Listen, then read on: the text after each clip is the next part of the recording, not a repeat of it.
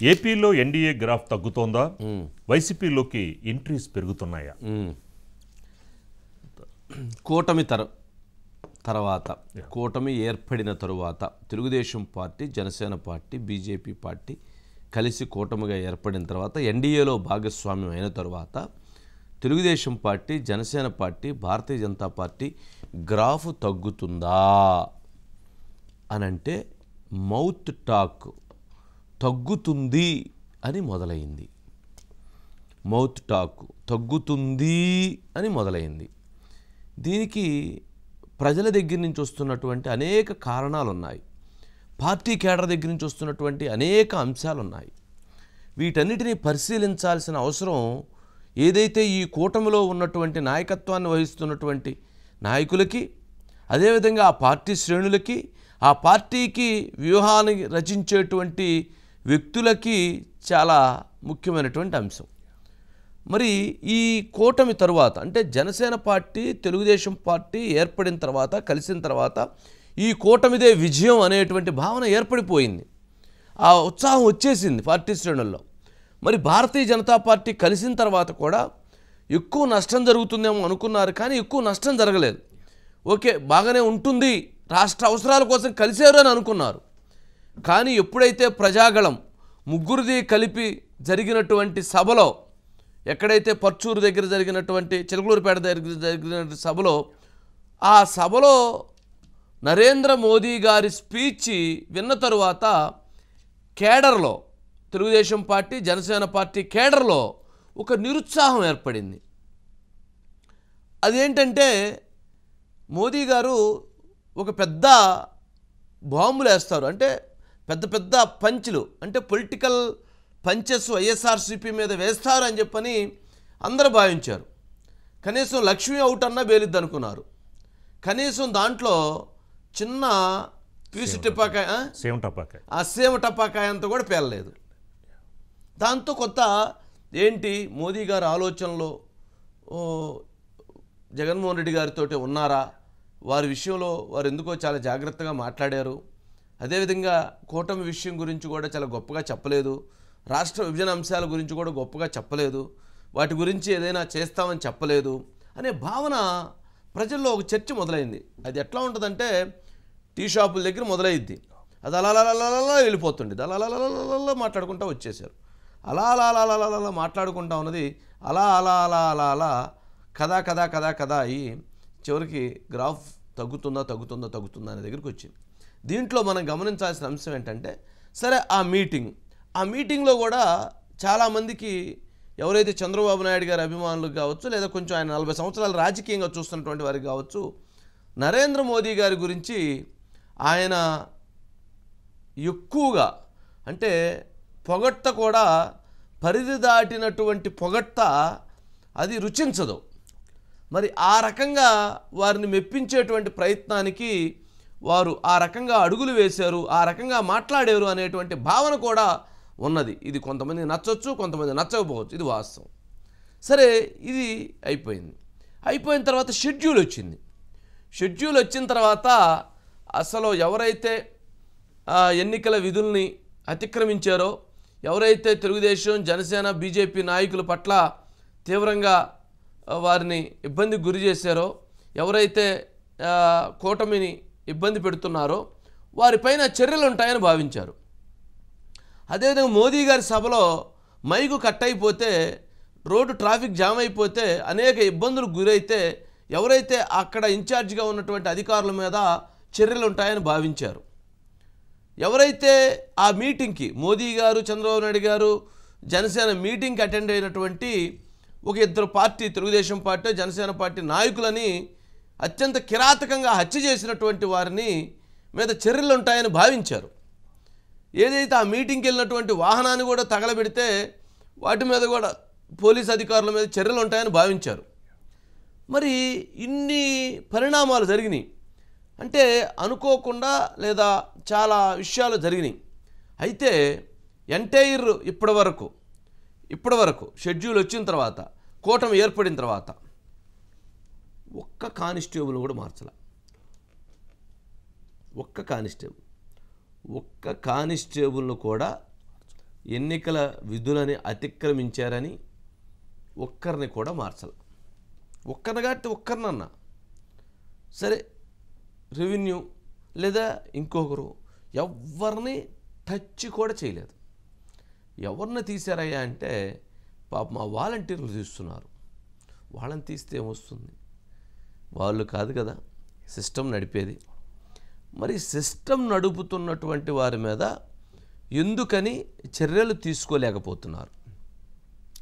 ఇది ఒక ప్రశ్న. సరే, భారతీయ జనతా పార్టీ నాయకులు మాకు ఆ సీటు కావాలి, మాకు ఈ సీటు కావాలి, మాకు అక్కడ అయితే కరెక్టు, మాకు ఇక్కడైతే కరెక్ట్ అని తోప్ తురుంకాన్స్ అంటాం.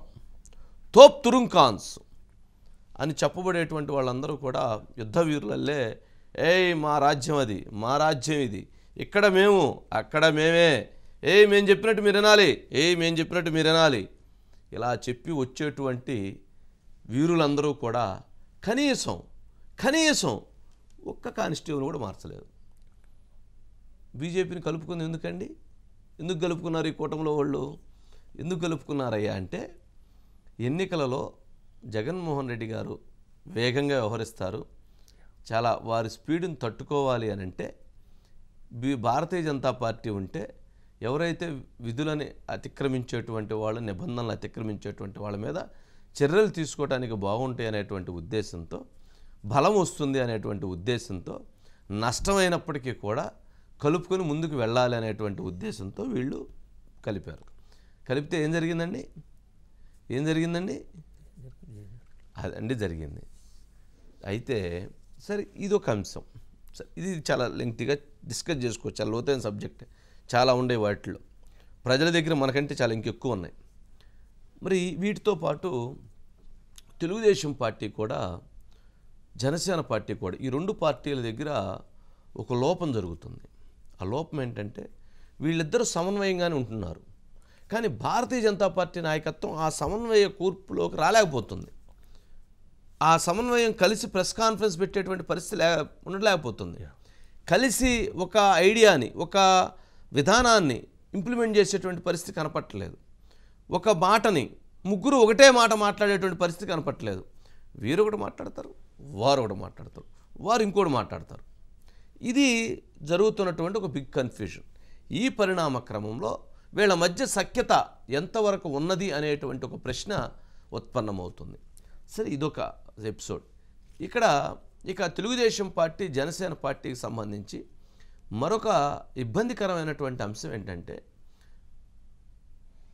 తెలుగుదేశం, జనసేన పార్టీలో ఎవరికైతే సీట్లు ఇవ్వలేకపోయిందో, ఎవరికైతే ఆశించినటువంటి వాళ్ళు ఎవరైతే అక్కడ ఉన్నప్పటికీ కూడా ఆశించినటువంటి వాళ్ళకి సీట్లు ఇవ్వలేకపోయిందో, ఆ నాయకత్వాన్ని పిలిచి ఆ నాయకత్వంతో మాట్లాడేటువంటి విధానం లోపించింది, లేక ఆలస్యమైంది. దీనికి అనేక ఎగ్జాంపుల్స్ ఉన్నాయి. సరే, ఇందులో సీటు ఇవ్వలేకపోతే వాళ్ళు ఎవరైనా సరే ఒక 5 సంవత్సరాలుగా కష్టపడి యుద్ధం చేసి, పోరాటం చేసి, ధర్నాలు చేసి, అనేక కేసులను ఎదుర్కొని, ఆర్థికంగా డబ్బులు ఖర్చు పెట్టుకొని, పార్టీ క్యాడర్తో మమేకమయ్యి, సమయాన్ని పార్టీకి వెచ్చించి, మరి ఇంత కష్టపడినటువంటి ఒక పార్టీ నాయకుడి విషయంలో, అది తెలుగుదేశం కావచ్చు, జనసేన కావచ్చు, కష్టపడినటువంటి ఆ నాయకుల్ని పిలిచి ఈ సమయానికి ఇవ్వలేకపోతున్నాము, భవిష్యత్తు బాగుంటుంది అని మాట్లాడి వాళ్ళని ప్రేమతో హక్కును తీర్చుకొని చెప్పి పంపిస్తే, కాదనేటువంటి నాయకుడు కానీ, విమర్శించేటువంటి నాయకుడు కానీ, కాదని పార్టీ మారేటువంటి నాయకుడు కానీ ఒక్కరు కూడా ఉండరు.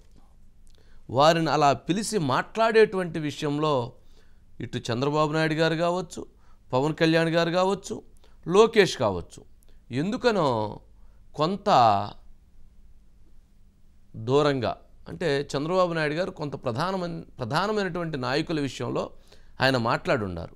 కానీ మిగిలినటువంటి నాయకుల విషయంలో కూడా వారు అడుగులు వేస్తే బాగుండేది, మాట్లాడుంటే బాగుండేది అనేటువంటి అభిప్రాయం చాలా బలంగా ఉంది.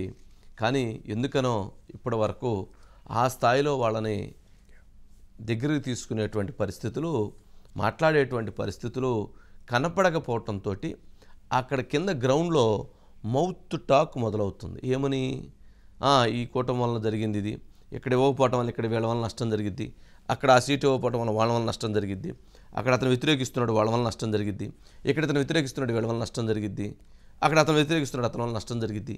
ఇలాంటిది పార్టీ లీడర్లు మాట్లాడుకుంటూ అట్లా పెరుగుతూ ఉంది. మరి అలాంటిది కంట్రోల్ చేయాల్సింది ఎవరు? కూటమికి కూటమి అధినాయకుడైనటువంటి చంద్రబాబు నాయుడు గారు వ్యూహం చేయాలి, పవన్ కళ్యాణ్ గారు వ్యూహం చేయాలి. బీజేపీకి పెద్దగా వాళ్ళెవరూ కష్టపడిన వాళ్ళు కాదు, వాళ్ళెవరూ యుద్ధాలు చేసిన వాళ్ళు కాదు, వాళ్ళెవరూ దీని గురించి పోరాడినటువంటి వాళ్ళు కాదు. కలిసి వచ్చింది అదృష్టం, సీట్లు వచ్చినాయి, నుంచుందాం, జరిగిద్ది అనేటువంటి భావనతో వారి ప్రయాణం వాళ్ళు కొనసాగిస్తున్నారు. ఇలాంటి అనేక పరిస్థితులని, అనేక అంశాలని మనం గమనించినప్పుడు ఇబ్బందికరమైనటువంటి పరిస్థితులు ఉన్నాయి.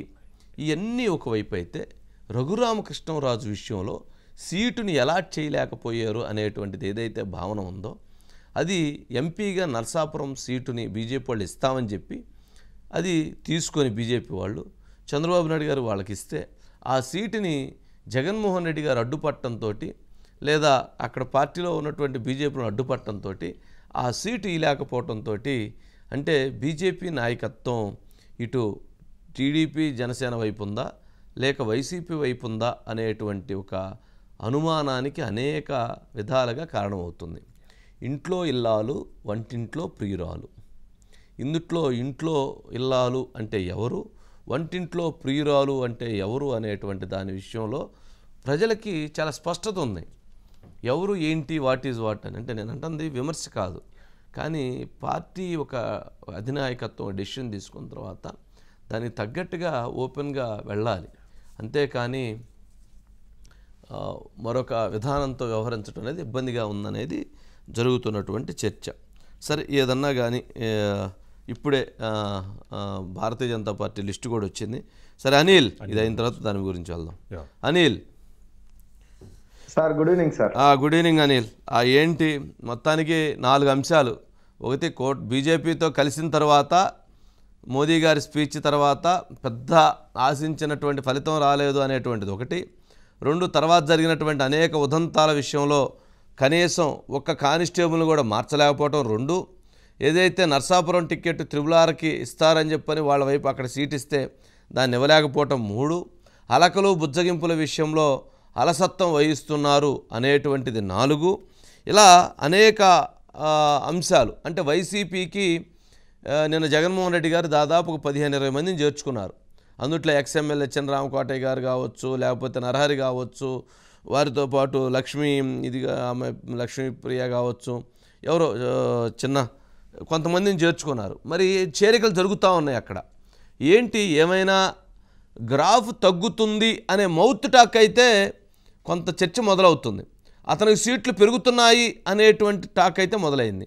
కానీ పబ్లిక్లో చూసినప్పుడు ఎవరైతే యాంటీ ఓటు ఉందో వాళ్ళు మాత్రం అలాగే ఉన్నారు. వాళ్ళేమీ యాంటీగానే ఉన్నారు కానీ బట్ మౌత్ టాక్ అయితే మొదలైంది. దీన్ని ఎలా చూడాలి, ఎలా అర్థం చేసుకోవాలి, ఎటువంటి పరిస్థితి ఉంది, ఎక్కడ లోపాలు ఉన్నాయి, ఏమనుకుంటున్నారు?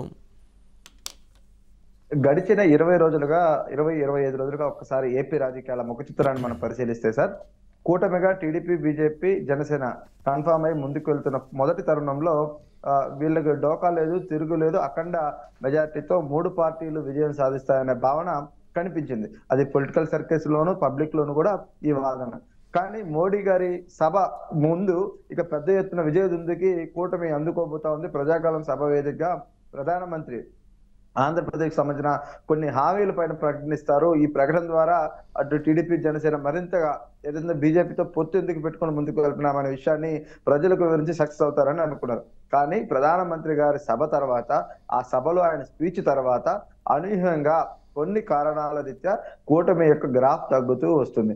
అది విజయానికి దూరమయ్యే అంత ఉందా, లేకపోతే విజయంలో కొంత భాగం తగ్గుతుందా అనేది చూడాల్సిన పరిస్థితి అయితే, దీని అంతటికీ కారణం కూటమి పెద్దన్నగా ఉండాల్సినటువంటి బీజేపీది, కూటమి జతకట్టడానికి కీలక పాత్ర వహించినటువంటి పవన్ కళ్యాణ్ గారిది, ఈ ఇద్దరిని సమన్వయం చేసుకుని ముందుకు నడవాల్సిన బాధ్యత ఉన్న కీలక బాధ్యతలో ఉన్న తెలుగుదేశం పార్టీ అధినేత చంద్రబాబుది.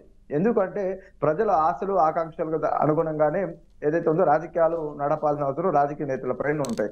ఆంధ్రప్రదేశ్ విషయానికి వస్తే బీజేపీ అవసరం ఈ రాష్ట్రానికి ఉందా లేదా అనే దాని మీద ప్రజల్లో కనుక చర్చ జరిగినప్పుడు ప్రజల అభిప్రాయం తెలుసుకుంటే ఖచ్చితంగా ఆంధ్రప్రదేశ్ కి బీజేపీ అవసరం లేదనేది మెజారిటీ ప్రజలు చెప్తారు. దానికి కారణం గత 2019 ఎన్నికల్లో బీజేపీకి వచ్చిన ఓట్ల శాతం.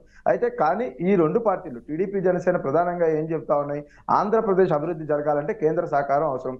అధికార వైసీపీ పూర్తి స్థాయిలో అప్పులు చేసి అధోగతికి రాష్ట్రాన్ని తీసుకెళ్లిందంటే ఈ రోజు తీసుకెళ్లిన పరిస్థితి, ఇప్పుడున్న పరిస్థితిని గట్టెక్కాలంటే కేంద్ర మద్దతు అవసరం. కేంద్రంలో మళ్ళీ బీజేపీ వస్తుంది కాబట్టి, మోడీ సర్కార్ వస్తుంది కాబట్టి మనం ఆ దిశగా వారితో పొత్తు పెట్టుకుని ముందుకు వెళ్ళామనే మాటని అటు పవన్ కళ్యాణ్ ఇటు చంద్రబాబు ఇద్దరు కూడా చెప్పారు.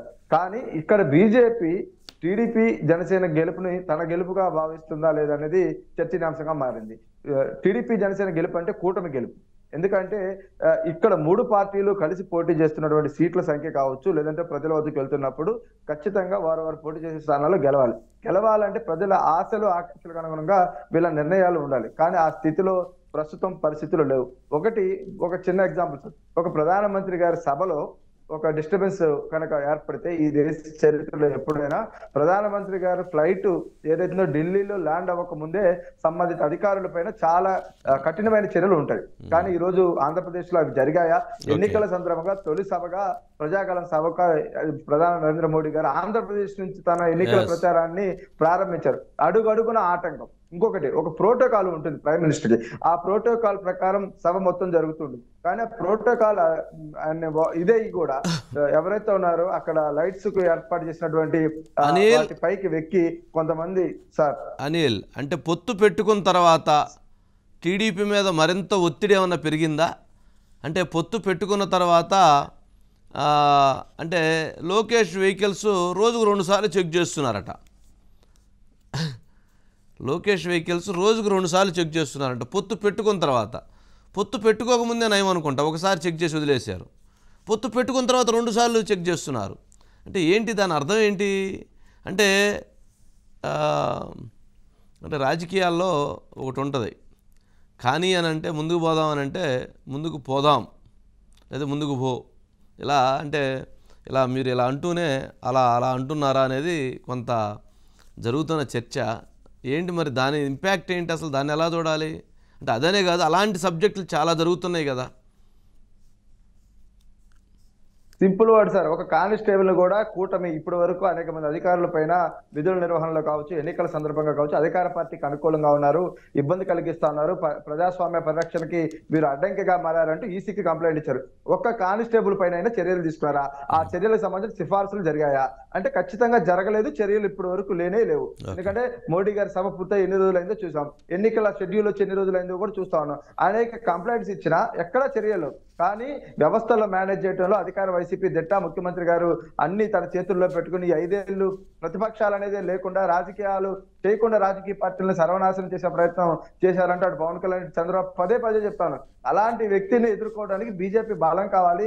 కేంద్రంలో ఉన్న మోడీ సర్కారు సహకారం ఉంటే ఖచ్చితంగా ఎన్నికలను ప్రజాస్వామ్యబద్ధంగా ఎదుర్కొని నిలిచి గెలవగలుగుతామని కదా ఆ ఇద్దరు నేతల ఆకాంక్షలు అనుకున్నది. కానీ ఆ ఆకాంక్షలు నెరవేర్చే పరిస్థితిలో ఈ రోజు ఉందా అంటే, ఎందుకంటే రూల్ ప్రకారమే, ఎక్కడ రూల్ వైలేట్ చేసి చర్యలు తీసుకోమని చెప్పడానికి లేదు. అనేక సాక్ష్యాధారాలకు సంబంధించిన ఆధారాలతో కూడితే ఫిర్యాదులు వస్తే కనీసం చర్యలు మహా అంటే వాలంటీర్ల పైన చర్యలు తీసుకుంటున్నారు. ఆ వాలంటీర్లు ఈ రోజు ఏదైతే ఉందో సస్పెండ్ అయితే వాళ్ళని వైసీపీ కండ వేసుకొని ఆహా అనుకుంటూ కూడా వాళ్ళు ప్రచారాన్ని పాల్గొంటున్నారు. అంటే వాలంటీర్ల మీద చర్యలతోనే ఈ ఎన్నికల్లో ఈ కూటమి సర్ది పెట్టుకోవాల్సిన పరిస్థితి అంటే అవుననే పరిస్థితులే కనిపిస్తా ఉన్నాయి. ఎందుకంటే ఇతర రాష్ట్రాల్లో మనం చూసాం సార్, బీజేపీ చాలా ఘనమైన సీట్లు సాధించాలనుకున్న నార్త్ లో కనుక ఒకసారి పరిశీలిస్తే అనేక మంది ఉన్నతాధికారులు పశ్చిమ బెంగాల్ ఏకంగా డీజీపీని మార్చారు. అక్కడ ఎవరు ఫిర్యాదు చేశారు, ఎందుకు ఎవరైనా ఫిర్యాదు జరిగిందా అంటే దానికి సమాధానం ఉండదు. కానీ ఈసీ అక్కడ తీసుకున్న చర్యలు ఆంధ్రప్రదేశ్ విషయానికి వస్తే ప్రతిపక్ష పార్టీలు బోర్డు పెడుతున్నా ఎందుకు చర్యలు తీసుకోవడంలా? మోడీ ఎవరైతే ఉన్నారో ప్రధానమంత్రికి ఆంధ్రప్రదేశ్ ప్రజల ఆకాంక్షలు నెరవేర్చాలని కానీ కూటమి నేతల పట్ల ఏదైతే సార్. ఎస్ ఒక నిమిషం అని లేక next topic, Bharatiya Janata party అభ్యర్థులను ప్రకటించారు. అంటే ఇప్పటివరకు లిస్టు ప్రకటించలేదు, లిస్టు ప్రకటించిన తర్వాత మేము ఎందుకు చూపిస్తామని చెప్పని గట్టిగా మోతలు మోగుతూ ఉన్నాయి. సరే ఇప్పుడు మొత్తానికి లిస్టు ప్రకటించారు. అంటే ఎంపీ లిస్టు మొన్న ప్రకటించేశారు. సరే ఈరోజు అసెంబ్లీ ఎమ్మెల్యేకి సంబంధించినటువంటి 10 కాన్స్టిట్యున్సీ లిస్టులో ఎవరైతే ఎడ్చర్ల నిన్నంతా మనం చెప్పున్నాము, ఎడ్చర్ల ఎన్ ఈశ్వర్రావు, అదేవిధంగా విశాఖపట్నం నార్త్ పి విష్ణుకుమార్ రాజు, అట్లాగే అరకు వ్యాలీ పంగి రాజారావు, అనపర్తి ఎం శివరామకృష్ణంరాజు, అట్లాగే కైకలూరు కామినేని శ్రీనివాస్ రావు, విజయవాడ వెస్ట్ వైఎస్ చౌదరి, అట్లాగే బద్వేలు బొజ్జ రోషన్, జమ్మలమడుగు సి ఆదినారాయణ రెడ్డి, ఆధోని పివి పార్థసారథి, అట్లాగే ధర్మవరం వై సత్యకుమార్. అది మొత్తానికి 10 మంది లిస్టుని ప్రకటించేశారు. 10 మంది జాబితాలో కూడా నిన్న ఏదైతే మనం చెప్పామో ఆ చెప్పిన ఆ విధంగానే లిస్ట్ ఉందంటే ఇప్పుడు చాలా రోజుల నుంచి జరుగుతున్నదే కాబట్టి ఆ జరుగుతున్నటువంటి దాని ప్రకారంగా ఇప్పుడు ఫైనల్ అయిపోయింది. 10 మందిని ప్రకటించారు. అయితే ఇక్కడ అనపర్తి సీటు విషయంలో కొంత వివాదం జరుగుతూ ఉంది. అక్కడ నల్లమిల్లి రామకృష్ణారెడ్డి తనకు అన్యాయం జరుగుతుందని అక్కడ ఫైట్ చేయాలనే దాంట్లో మరి అదొకటి కొంచెం ఇబ్బందికరమైన అంశం. మిగిలిన వాటి విషయంలో ఎక్కడ పెద్దగా ఇబ్బంది లేదనుకుంటాను. సరే ఇందుట్లో ఒక ఎస్సీ కాన్స్టిట్యున్సీ ఒక ఎస్టీ కాన్స్టిట్యున్సీ మాత్రమే ఉన్నాయి. మిగిలిన అన్నీ కూడా జనరల్ కాన్స్టిట్యున్సీస్ని ఎక్కువగా వారి వైపు నుంచి తీసుకోవటం జరిగింది. సరే ఇక్కడ ఎవరైతే విజయవాడ వెస్ట్ వైఎస్ చౌదరి జనరల్గా మనం అనుకున్నాం సుజనా చౌదరి గారు కేంద్రంలోకి వెళ్తారు, ఎంపీగా వెళ్తారు అని అనుకున్నారు. కానీ ఊహించని విధంగా వారు అసెంబ్లీకి అడుగు పెట్టడం అనేటువంటిది అది ఊహించినటువంటి పరిణామం. అదేంటి వారు ఎమ్మెల్యేగా రావటం ఏంటి అనే దాని మీద కూడా ఒక చర్చ ఉంది. కానీ కేంద్ర అధినాయకత్వం నడ్డా గారు కావచ్చు, అమిత్ షా గారు కావచ్చు, రాష్ట్రంలో కొంతమంది ముఖ్య నేతలు ఉండాల్సినటువంటి అవసరం ఉందనేటువంటి ఉద్దేశంతో వారు అటు సుజనా చౌదరి గారిని అట్లాగే సత్యకుమార్ గారిని వీళ్ళిద్దరినీ కూడా అధినాయకత్వం ఇటు గైడ్ చేయటం, వాళ్ళిద్దరూ కూడా అటు ముందుకు వచ్చారనేటువంటిది ఒక టాక్ నడుస్తూ ఉంది. సరే ఏదైనా కానీ అనపర్తి సోమవీర్రాజు గారి పరిస్థితి ఏంటండి? ఓ మూమెంట్ ఆయన పేరు కూడా మరి వదిలేండి. ఓకే, అంటే సోమవీర్రాజు గారికి 11వ సీటు అనుకున్నారు కదా. ఓకే, 11వ సీటు కనుక ఇస్తే ఆ 11వ సీటు అది వారికి అవ్వచ్చు. 11వ సీటు విషయంలో ఇందాక పురంధేశ్వర్ గారు మాట్లాడుతూ ఒక వ్యాఖ్య చేశారు. 11వ సీటు కనుక ఇస్తే గనక కూటమి ఇస్తే మేము కంటెస్ట్ చేస్తా ఉన్నారు. అంటే 11వ సీటు ఇవ్వటానికి ఇప్పటికీ ఇటు పవన్ కళ్యాణ్ గారు ఒప్పుకోరు, అటు చంద్రబాబు నాయుడు గారు ఒప్పుకోరు. ఇప్పటికి ఇచ్చినటువంటి వాటితోటే వాతబడింది అనేటువంటి అభిప్రాయం ఇరు పార్టీల్లోనూ ఉంది. వాత పడిపోయింది కానీ రిజల్ట్ లేదనేటువంటి అభిప్రాయం ఉంది. అంటే బీజేపీకి ఇచ్చినటువంటి 10 సీట్లు ఎమ్మెల్యే సీట్లలో కొంత రిజల్ట్ ఉండొచ్చేమో, కానీ ఎంపీ సీట్ల విషయంలో రిజల్ట్ చాలా తక్కువగా ఉంటుంది, ఎమ్మెల్యే సీట్ల విషయంలో రిజల్ట్ తక్కువగా ఉంటుంది అన్న భావన ఉంది. అంటే ఇటు జనసేనకి టీడీపీకి జనసేనకి బీజేపీకి ఇచ్చిన 31 ఎమ్మెల్యేల సీట్లలో వైఎస్ఆర్సీపీ పార్టీ చాలా ఎక్కువ ఆశలు పెట్టుకుంది. ఎందుకంటే ఎక్కువ సీట్లు ఓడిపోతాయి, ఎక్కువ సీట్లు మాకు కలిసి వస్తాయి అనేటువంటి భావన అటు వైఎస్ఆర్సీపీ పార్టీలో చాలా బలంగా కనపడుతూ ఉన్నటువంటి అంశం. సరే ఏదైనా రాజకీయాల్లో ఎవరి వ్యూహాలు వాళ్ళు వేస్తారు, ఎవరి ఆలోచనలు వాళ్ళు ఉంటాయి, ఎవరి బలాబలాలు వాళ్ళు ఉంటాయి. ఇది సరే ఇప్పుడున్నటువంటి దాంట్లో ఎవరు గెలుస్తారు అనేటువంటిది ఇక ప్రజలు ఓట్లు వేస్తేనే చెప్తారు. ఎంత బలవంతుడైనా కానీ, ఎంత గొప్ప లీడర్ అయినా కానీ ప్రజలు ఎవరికైతే గెలిపిస్తారో, ప్రజలు ఎవరికైతే ఓట్లు వేస్తారో వాళ్ళే గెలుస్తారు. కాబట్టి ఎవరైనా ఎన్నికల్లో మే 13వ తారీఖున ప్రజలు ఎవరిని వరిస్తారనేటువంటి దాన్ని చూసుకోవాల్సిందే. సరే ఇది ప్రాక్టికల్గా ఉండేటువంటి అంశం. సరే ఇప్పుడు సీట్ల విషయంలో జరుగుతున్నటువంటి 2 పాయింట్స్ ఏంటంటే 31 ఎమ్మెల్యే సీట్లు, 8 ఎంపీ సీట్లు, అంటే జనసేన బీజేపీ కలిపి 8 ఎంపీ సీట్ల విషయంలో చాలా ఎక్కువ నష్టం జరిగిద్ది అనేది, 31 ఎమ్మెల్యే సీట్ల విషయంలో ఎక్కువ నష్టం జరిగిద్దనే భావన అయితే మాత్రం వైఎస్ఆర్సీపీ పార్టీ ఇంటర్నల్గా తమకు ఉన్నటువంటి సర్వేలు కావచ్చు మాకు కలిసి వచ్చింది అనేటువంటి భావన వాళ్ళలో ఉత్సాహం ఉంది. మరి కూటమి ఏమన్నా కలిసి ఆ స్థాయిలో వర్క్ చేయట్లేదు, కూటమి ఆ రకంగా అడుగులు వేయట్లేదు. ఈ ముగ్గురు కూడా మరి వీళ్ళు ముగ్గురు కూడా ఆ రకంగా అడుగులు వేసి ఆ రకంగా కలిసి నడిస్తేనే కొంత ఫలితాలు కొంత అనుకూలంగా ఉండేటువంటి పరిస్థితి ఉంటుందేమో చూడాలి. ఇవన్నీ ఇప్పటికిప్పుడు ఏం చెప్పేటువంటివి కాదు, టైం కూడా ఉంది కాబట్టి మారే అవకాశం. సరే, మొత్తానికి రోషన్కి కూడా ఇవ్వటం జరిగింది, బొజ్జా రోషన్ బద్వేల్. యాక్చువల్గా నిన్న అది ఎవరైతే రిటైర్డ్ ఐఏఎస్ అధికారి దాసరి శ్రీనివాసులు గారికి అనుకున్నారు, బట్ ఆయన ఇంట్రెస్ట్ చూపించలేదు అనుకుంటా, అందుకని అది మారింది.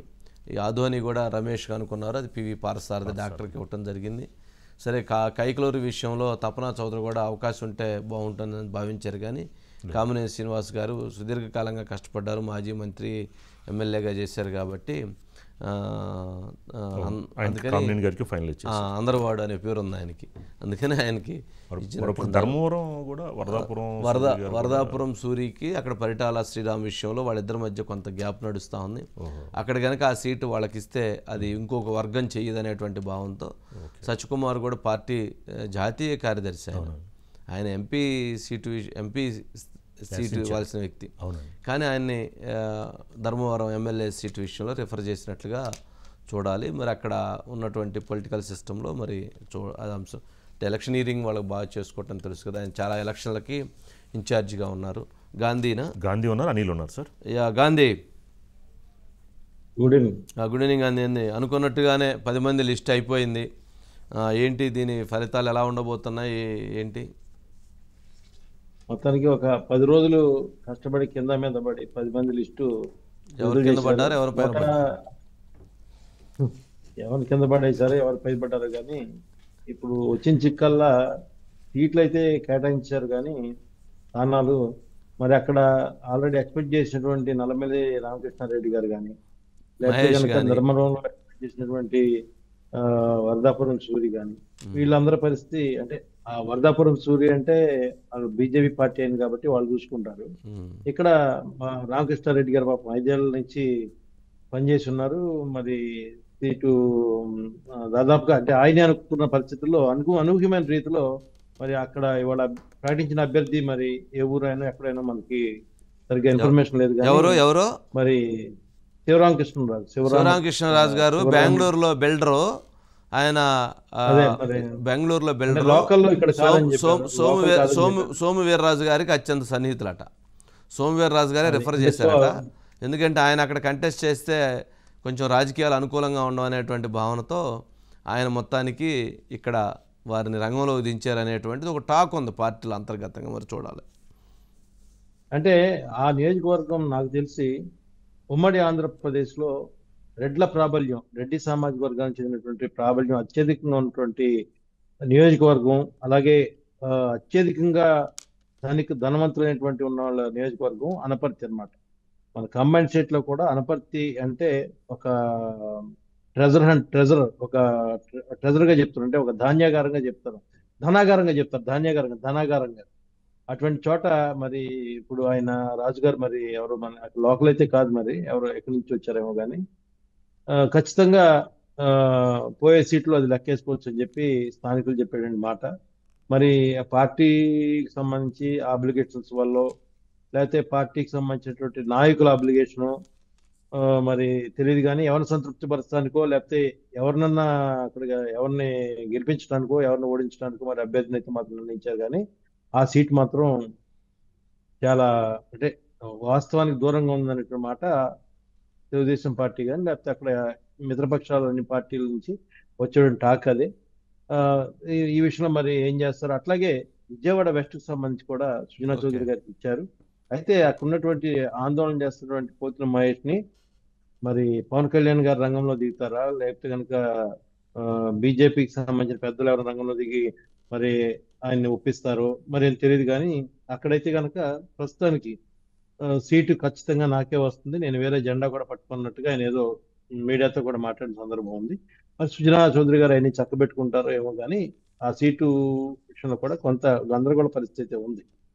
అంటే మరి ఆ మిత్రపక్షాలు ఉన్నటువంటి నాయకులు వాళ్ళని ఒప్పించుకుంటారో తెలియదు, కానీ మొత్తానికి సీట్ అయితే కనుక అంటే సుజనా చౌదరి గారు మంచి అభ్యర్థి, కానీ అక్కడ ఎక్స్పెక్ట్ చేసినటువంటి అతను ఏం చేస్తారో తెలియదు. ఇకపోతే ఉత్తరాంధ్రలో చూస్తే మరి విష్ణుకుమార్ రాజు గారు కూడా మాజీ ఎమ్మెల్యే, ఆయనకి బాగానే ఉంటుంది, విద్యా అవకాశాలు బాగానే ఉంటాయి. కానీ అక్కడ ఉన్నటువంటి నాయకులు వాళ్ళని ఒప్పించుకుంటారో తెలియదు, కానీ మొత్తానికి సీట్ అయితే కనుక అంటే సుజనా చౌదరి గారు మంచి అభ్యర్థి, కానీ అక్కడ ఎక్స్పెక్ట్ చేసినటువంటి అతను మరి అతను ఏం చేస్తారో తెలియదు. ఇకపోతే ఉత్తరాంధ్రలో చూస్తే మరి విష్ణుకుమార్ రాజు గారు కూడా మాజీ ఎమ్మెల్యే, ఆయనకి బాగానే ఉంటుంది, విద్యా అవకాశాలు బాగానే ఉంటాయి. మిగతా రాయలసీమలో ఇచ్చేటువంటి అభ్యర్థులు ఏంటి, అక్కడ పోటీ ఏంటి అనేది కొంత అందులో కన్ఫ్లిక్ట్ అయితే మాత్రం ఉంది. అంత రాయలసీమలో ఏదైతే ఆదోని కానీ లేకపోతే కనుక వాళ్ళు ఇచ్చినటువంటి బద్వేలు కానీ ఇట్లా ఈ సీట్లన్నిట్లోనూ ఎట్లా ఆదినారాయణ రెడ్డి గారు అంటే ఆల్రెడీ ఆయన ఎక్స్ మినిస్టర్, అక్కడ చాలా సార్లు ఎమ్మెల్యే గెలిచినవచ్చు కానీ పర్లేదు. ఇప్పుడు మిగతా సీట్లు ఏంటి అనేది ఒక పరిస్థితి అనమాట. అంటే సీట్లు ఈ 10 అసెంబ్లీ సీట్లు ప్రకటించడానికి ఇంత టైం డిలే ఎందుకైంది అసలు? టైం డిలే అంటే అభ్యర్థులు ఎక్కువ టైం తీసుకున్నారా లేదా అభ్యర్థులు లేక టైం తీసుకున్నారా అనేది ఎక్కడో ప్రశ్న. అది అభ్యర్థులు లేక తీసుకున్నారా లేదా అభ్యర్థులు ఏమైనా పోటీ చేసే అభ్యర్థులు ఎక్కువైపోయి ఇప్పుడు దాకా అనౌన్స్ చేయలేదా? ఇప్పుడు 130 సీట్ల పైన టీడీపీ అనౌన్స్ చేసింది, దాదాపు దగ్గర 18 సీట్ల దాకా జనసేన వాళ్ళు అనౌన్స్ చేస్తారు. మిగతా ఈ సీట్లకి ఎన్ని టైం ఎంత తీసుకున్నారు అనేది మీద ఇక సర్దుబాట్లు ఎన్ని చేసుకుని ఉంటారు. ఓకే కానీ ధర్మవరం సీటు విషయంలో అక్కడ వాళ్ళిద్దరిని బుజ్జగించాలి. తెలుగుదేశం పార్టీ తరఫున పరిటాల శ్రీరాముని చంద్రబాబు నాయుడు గారు బుజ్జగించాలి. అట్లాగే ఎవరైతే ధర్మవరం సీటు వరదాపురం శ్రీ రాసిచ్చారు బీజేపీ తరఫున ఆయన బుజ్జగించాలి. ఇక్కడ ఆల్రెడీ విజయవాడ వెస్ట్ విషయంలో పోతిన మహేష్ విషయంలో పవన్ కళ్యాణ్ గారు ఈరోజు పోతిన మహేష్తో భేటీ అయ్యారట. ఆయన్ని బుజ్జగించేటువంటి ప్రయత్నం లేదా సర్దిద్ది చెప్పేటువంటి ప్రయత్నం అక్కడ కూడా జరుగుతూ ఉంది. అనపర్తి విషయంలో బీజేపీ సంబంధించినటువంటి బీజేపీ క్యాడర్ కూడా ఆ శివరామకృష్ణ గారిని మేము ఎప్పుడు చూడలేదు, ఆయన వీర్రాజు గారు తీసుకొచ్చి మా నెత్తిన పెడుతున్నాడు, ఇక్కడ ఆయన వల్ల మాకు నష్టం జరిగిద్ది అని చెప్పని బీజేపీ వాళ్ళు కూడా వచ్చి మాట్లాడుతున్నారట. బీజేపీ, టీడీపీ, జనసేన ఇది ఒక విచిత్రమైనటువంటి అంశం. సరే, రిజర్వ్డ్ కాన్స్టిట్యున్సీ బద్వేలు కొంచెం అది అక్కడే వైఎస్ఆర్సీపీ బలంగా ఉండేటువంటి సీటు. సరే, అక్కడ ఇది చేసుకోవాల్సింది. జమ్మలమడుగు ఆదినారాయణ రెడ్డి గారు గతంలో నుంచి ఫైట్ చేస్తున్నారు కాబట్టి అది ఆయనకు సంబంధించింది. విష్ణుకుమార్ రాజు గారు ఆయనకు సంబంధించింది. సరే, ఏదన్నా కానీ హెచ్ఎల్ ఈశ్వరరావు గారు విజయనగరం జిల్లా అధ్యక్షుడు, భారతీయ జనతా పార్టీ అధ్యక్షుడు, ఆయనకు అక్కడ కొంత బలం ఉంది. బట్ దాన్ని చాలా ఎక్కువగా వర్క్ చేస్తేనే అడ్వాంటేజ్ ఉండిద్ది. సరే, ఏదైనా చూద్దాం. మరి భారతీయ జనతా పార్టీ ఇప్పుడు ఇచ్చిన సీట్లు విషయంలో సీట్లు తీసుకున్నారు కానీ సీట్లు గెలవగలిగితే సంతోషం కూటమికి. అంతేగాని సీట్లు తీసుకుని సీట్లు మొత్తం బాగొడితే వైసీపీ గెలిచింది, వైసీపీ గెలిస్తే మొత్తం కూటమి పోయిద్ది. ఇప్పుడు తీసుకోవడం వరకు బ్రహ్మాండంగా ఫైట్ చేశారు. ఫైట్ చేసి తీసుకున్న తర్వాత దాని మీద గెలవడం కోసం ప్రయత్నం చేయాలి. పోతే పోయింది, మాదేముంది, మాకు సెంట్రలే కదా, మాకు స్టేట్ ఏముందని చెప్పి అనుకుంటే మొత్తం పోతుంది, కూటమి పోయింది, వీళ్ళదేం పోయింది, ఎఫెక్ట్ అవుతుంది. మరి చూడాలి మరి ఆ రాజకీయం ఏం జరిగిద్ది అనేటువంటిది. అనిల్ రైట్, అనిల్ ఏంటి మొత్తానికి 31 సీట్లు అంటే ఇటు జనసేన కావచ్చు, టీడీపీ బీజేపీ కావచ్చు, 8 ఎంపీ సీట్లు. సరే, ఇక్కడ జనసేన సీట్ల విషయంలో అదొక రకమైన చర్చ. సరే, అక్కడ సర్దుబాట్లు, అక్కడ ఉన్నటువంటి సీక్వెన్స్, కొన్ని సీట్ల విషయంలో బలంగా ఇచ్చారు, కొన్ని సీట్ల విషయంలో కొంత బలహీనతగా ఉన్నాయి అనేటువంటిది ఒక చర్చ. సరే, బీజేపీ సీట్ల విషయంలో సరే ఏమీ లేకపోయినా కానీ జనసేన వలన తెలుగుదేశానికి ఉపయోగం, తెలుగుదేశం వల్ల జనసేనకు ఉపయోగం. కానీ బీజేపీ వలన తెలుగుదేశానికి జనసేనకి పెద్ద ఉపయోగం లేదు. ఉపయోగం ఉండిద్దని అనుకున్నటువంటిది, అధికారాన్ని బలంగా అడ్డం పెట్టి ఉపయోగిస్తారనుకున్నటువంటిది అది లేకుండా పోయింది. మరి ఎట్లా ఏంటి ఇప్పుడు మరి బలం బలహీనతల మధ్య ఏం జరిగిద్దంటావు? 2019 ఎన్నికల్లో ఆంధ్రప్రదేశ్లో 175కు అసెంబ్లీ ఎన్నికల్లో బీజేపీ అభ్యర్థులు పోటీ చేశారు సార్. ఏ నియోజకవర్గంలో కూడా 5,000కు దాటి ఓట్లు వచ్చిన ఒక్క నియోజకవర్గం కూడా లేదంటే ఆంధ్రప్రదేశ్లో బీజేపీ పరిస్థితి ఎలా ఉందో అర్థం చేసుకోండి. దానికి ముందు 2014 నుంచి 19లో బీజేపీ అధికారంలో ఉంది, 19 నుంచి 24 వరకు కూడా అధికారంలోనే ఉంది కేంద్రంలో. కానీ రాష్ట్రంలో బీజేపీ ఎదిగిందా అంటే ఎవరిని అడిగిన సామాన్య ఓటర్ని అడిగితే ఆంధ్రప్రదేశ్లో బీజేపీ పరిస్థితి చెప్తారు. కూటమిలో భాగంగా 10 సీట్లు తీసుకున్నారు బీజేపీ, జనసేన నుంచి 21 సీట్లు. వాస్తవానికి టీడీపీ జనసేన కలిసి పోటీ చేయాలనుకున్న బీజేపీ అవసరం ఉంది, ఖచ్చితంగా బీజేపీతో వెళ్లాల్సిన పరిస్థితిని నమ్మి అటు పవన్ కళ్యాణ్ ఇటు చంద్రబాబు నిర్ణయం చేశారు. అవుననుకున్నా కాదనుకున్నా 16 సీట్లు, 6 అసెంబ్లీ, 10 ఏదైతే శాసనసభ, అంటే 6 అసెంబ్లీని కూడా మన పరిగణలో తీసుకుంటే యావరేజ్ మరొక 20-25 అసెంబ్లీ సీట్లతో సమానం. ఈ రోజు ఈ సీట్ల విషయంలో ఒకసారి మనం పరిశీలిస్తే సార్, తెలుగుదేశం పార్టీ పెద్ద సాహసం చేసింది. చంద్రబాబు రాజకీయ జీవిత ప్రయాణంలో ఇంత సాహసం నాకు తెలిసి బహుశా ఎప్పుడు చేసి ఉండరనే భావన అయితే ఆల్రెడీ ఈ లిస్టు గత 3 రోజులు సోషల్ మీడియాలో సర్క్యులేట్ అవుతుంటే పార్టీ నేతలే చెప్తున్నారు. ఇప్పుడు కూడా అదే పరిస్థితి వాతావరణం కనిపిస్తాం. హెచ్ఎర్ల ఎవరైతే ఉన్నారో గని ఈశ్వరరావు గారు పేరు వస్తూ ఉంది. సరే, ఇక అరకు వ్యాలీకి వచ్చి రాజారావు గారి పేరు. వాస్తవానికి పాడేరు బీజేపీ తీసుకుంటుందని చెప్పి నిన్నటి వరకు కూడా వినిపించిన అరకువే బీజేపీ తీసుకుంది. ఇక్కడ అరకు నుంచి దొన్నదొరను కూడా తెలుగుదేశం పార్టీ అభ్యర్థిగా చంద్రబాబు ప్రకటించున్నారు. ఆయన ఎన్నికల క్యాంపెయిన్ కూడా స్టార్ట్ చేశారు. స్వయంగా చంద్రబాబే ఎన్నికల బహిరంగ సభలో ఇక్కడ దున్నదొర పోటీ చేస్తున్నాడు గెలిపించండి అని చెప్పిన పరిస్థితి. ఇప్పుడు ఆ స్థానాన్ని ఆయన కాదనుకున్నారు. దున్నదొరని ఇక్కడ ఎలా అకామిడేట్ చేస్తాడు? అక్కడ పాడేరులో గిడ్డి ఈశ్వర్ ఉంది, వైసీపీలో గతంలో ఎమ్మెల్యేగా గెలిచి తెలుగుదేశంలో చేరి 2019లో టీడీపీ తరఫున ఆమె పోటీ చేస్తున్నారు. ఈ 5 ఏళ్ళు కూడా పోరాటం చేసి గిడ్డి ఈశ్వరి పాడేరులో ఉన్నారు. అయితే ఇప్పుడు గిడ్డి ఈశ్వర్కి ఇస్తారా, లేకపోతే అరకులో కాదనుకున్న దున్నదొరను తీసుకొస్తారనేది ఒక తేలాల్సిన అంశం. 2 హెచ్చర్లో టీడీపీ నుంచి కళా వెంకటరావు, కిమిడి కళా వెంకటరావు మాజీ మంత్రి, తెలుగుదేశం పార్టీ రాష్ట్ర అధ్యక్షుడిగా పనిచేశారు, రాజ్యసభ సభ్యుడు, మాజీ మంత్రి, ఇంకా అనేక హోదాలు ఆయనకి గతంలో ఉన్నాయి. ఇప్పుడు ఆయన విషయంలో ఇక్కడ కేటాయింపు జరిగింది. ఇక్కడ హెచ్చర్ల విషయంలో కళా త్యాగం చేస్తే ఆయనకి ఏది ఇస్తారనేది తేలాలి. విశాఖ నార్త్ అంటే గంటా గారు వద్దనుకుంటున్నారు కాబట్టి విష్ణుకుమార్ రాజు మాజీ ఎమ్మెల్యే ఖచ్చితంగా ఆయన గెలుస్తారనే ఒక అంశం కూడా అక్కడ ఉంది కాబట్టి ఓకే. ఇక అనపర్తి విషయానికి వస్తే ఈ రాష్ట్రంలో పులివెందుల తర్వాత అత్యధికంగా రెడ్డి సామాజిక వర్గం ఉన్న హైయెస్ట్ పాపులేషన్ రెడ్డి సామాజిక వర్గానికి సంబంధించిన నియోజకవర్గం ఏదైనా ఉందంటే రెండోది అది అనపర్తి సార్. ముఖ్యంగా శ్రీకాకుళం నుంచి ఉమ్మడి కృష్ణా జిల్లా ముగింపు వరకు ఈ ప్రాంతంలో ఉన్న రెడ్లకు తెలుగుదేశం పార్టీ ఎక్కడ స్థానంలో ఏకైక స్థానంగా ఇచ్చింది ఒకే ఒక్కటి, అది అనపర్తి. కానీ అధికార వైసీపీ 3-4 స్థానాలు కూడా ఇచ్చిన పరిస్థితి మనం చూసాం. రాయలసీమలో ఎంత మేరకు రెడ్లు ఉంటారో ఈ ప్రాంతంలో కూడా కొంత మేరకు రెడ్డి సామాజిక ప్రాంతంలో ఉంది. ఇక అనపర్తిలో టీడీపీ నుంచి రామకృష్ణారెడ్డి బరిలో సార్. అనిల్, అనపర్తి నల్లమల్లి రామకృష్ణారెడ్డి గారు నిలబడితే గనక అది తెలుగుదేశం కావచ్చు, బీజేపీ కావచ్చు, జనసేన కావచ్చు, తెలుగుదేశం తరపున నిలబడితే ఎక్కువ బలం ఉంటుంది. అనపర్తి నల్లమల్లి రామకృష్ణారెడ్డి గారు నిలబడితే పురంధేశ్వరి గెలిచిద్ది. అలాగని నల్లమల్లి రామకృష్ణారెడ్డి కాకుండా మరెవరు నిలబడినా కానీ రాజమండ్రి పార్లమెంట్లో పురంధేశ్వరి ఓడిపోయిద్ది. ఇది రాజమండ్రి పరిధిలో లేదా అనపర్తి నియోజకవర్గ పరిధిలో జరుగుతున్నటువంటి భారతీయ జనతా పార్టీలో ముఖ్య నేతల మధ్య జరుగుతున్నటువంటి చర్చ. పురంధేశ్వరి గారు గెలవాలి అంటే అనపర్తి నల్లమల్లి రామకృష్ణారెడ్డి గారు నిలబడాలి.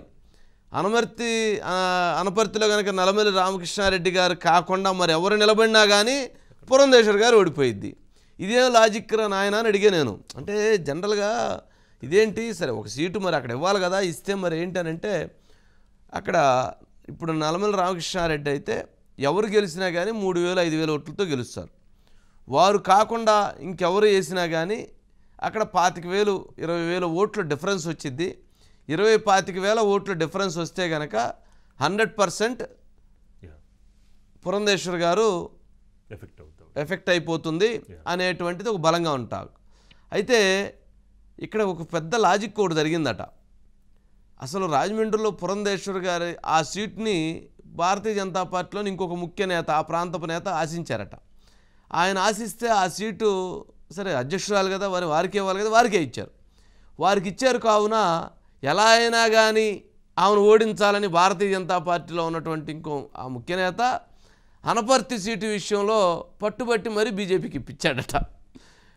పెట్టి ఇప్పించి ఎక్కడో బెంగళూరులో కాంట్రాక్ట్లో లేకపోతే అసలు ఎవరికి సంబంధం లేని ఒక వ్యక్తిని తీసుకొచ్చి, ఇప్పుడు దాకా వినలేదు కదా ఆ పేరు, ఇవాళ వచ్చారు ఆయన. ఇవాళ వచ్చి తిరిగేటప్పుడు సరిపోయిద్ది.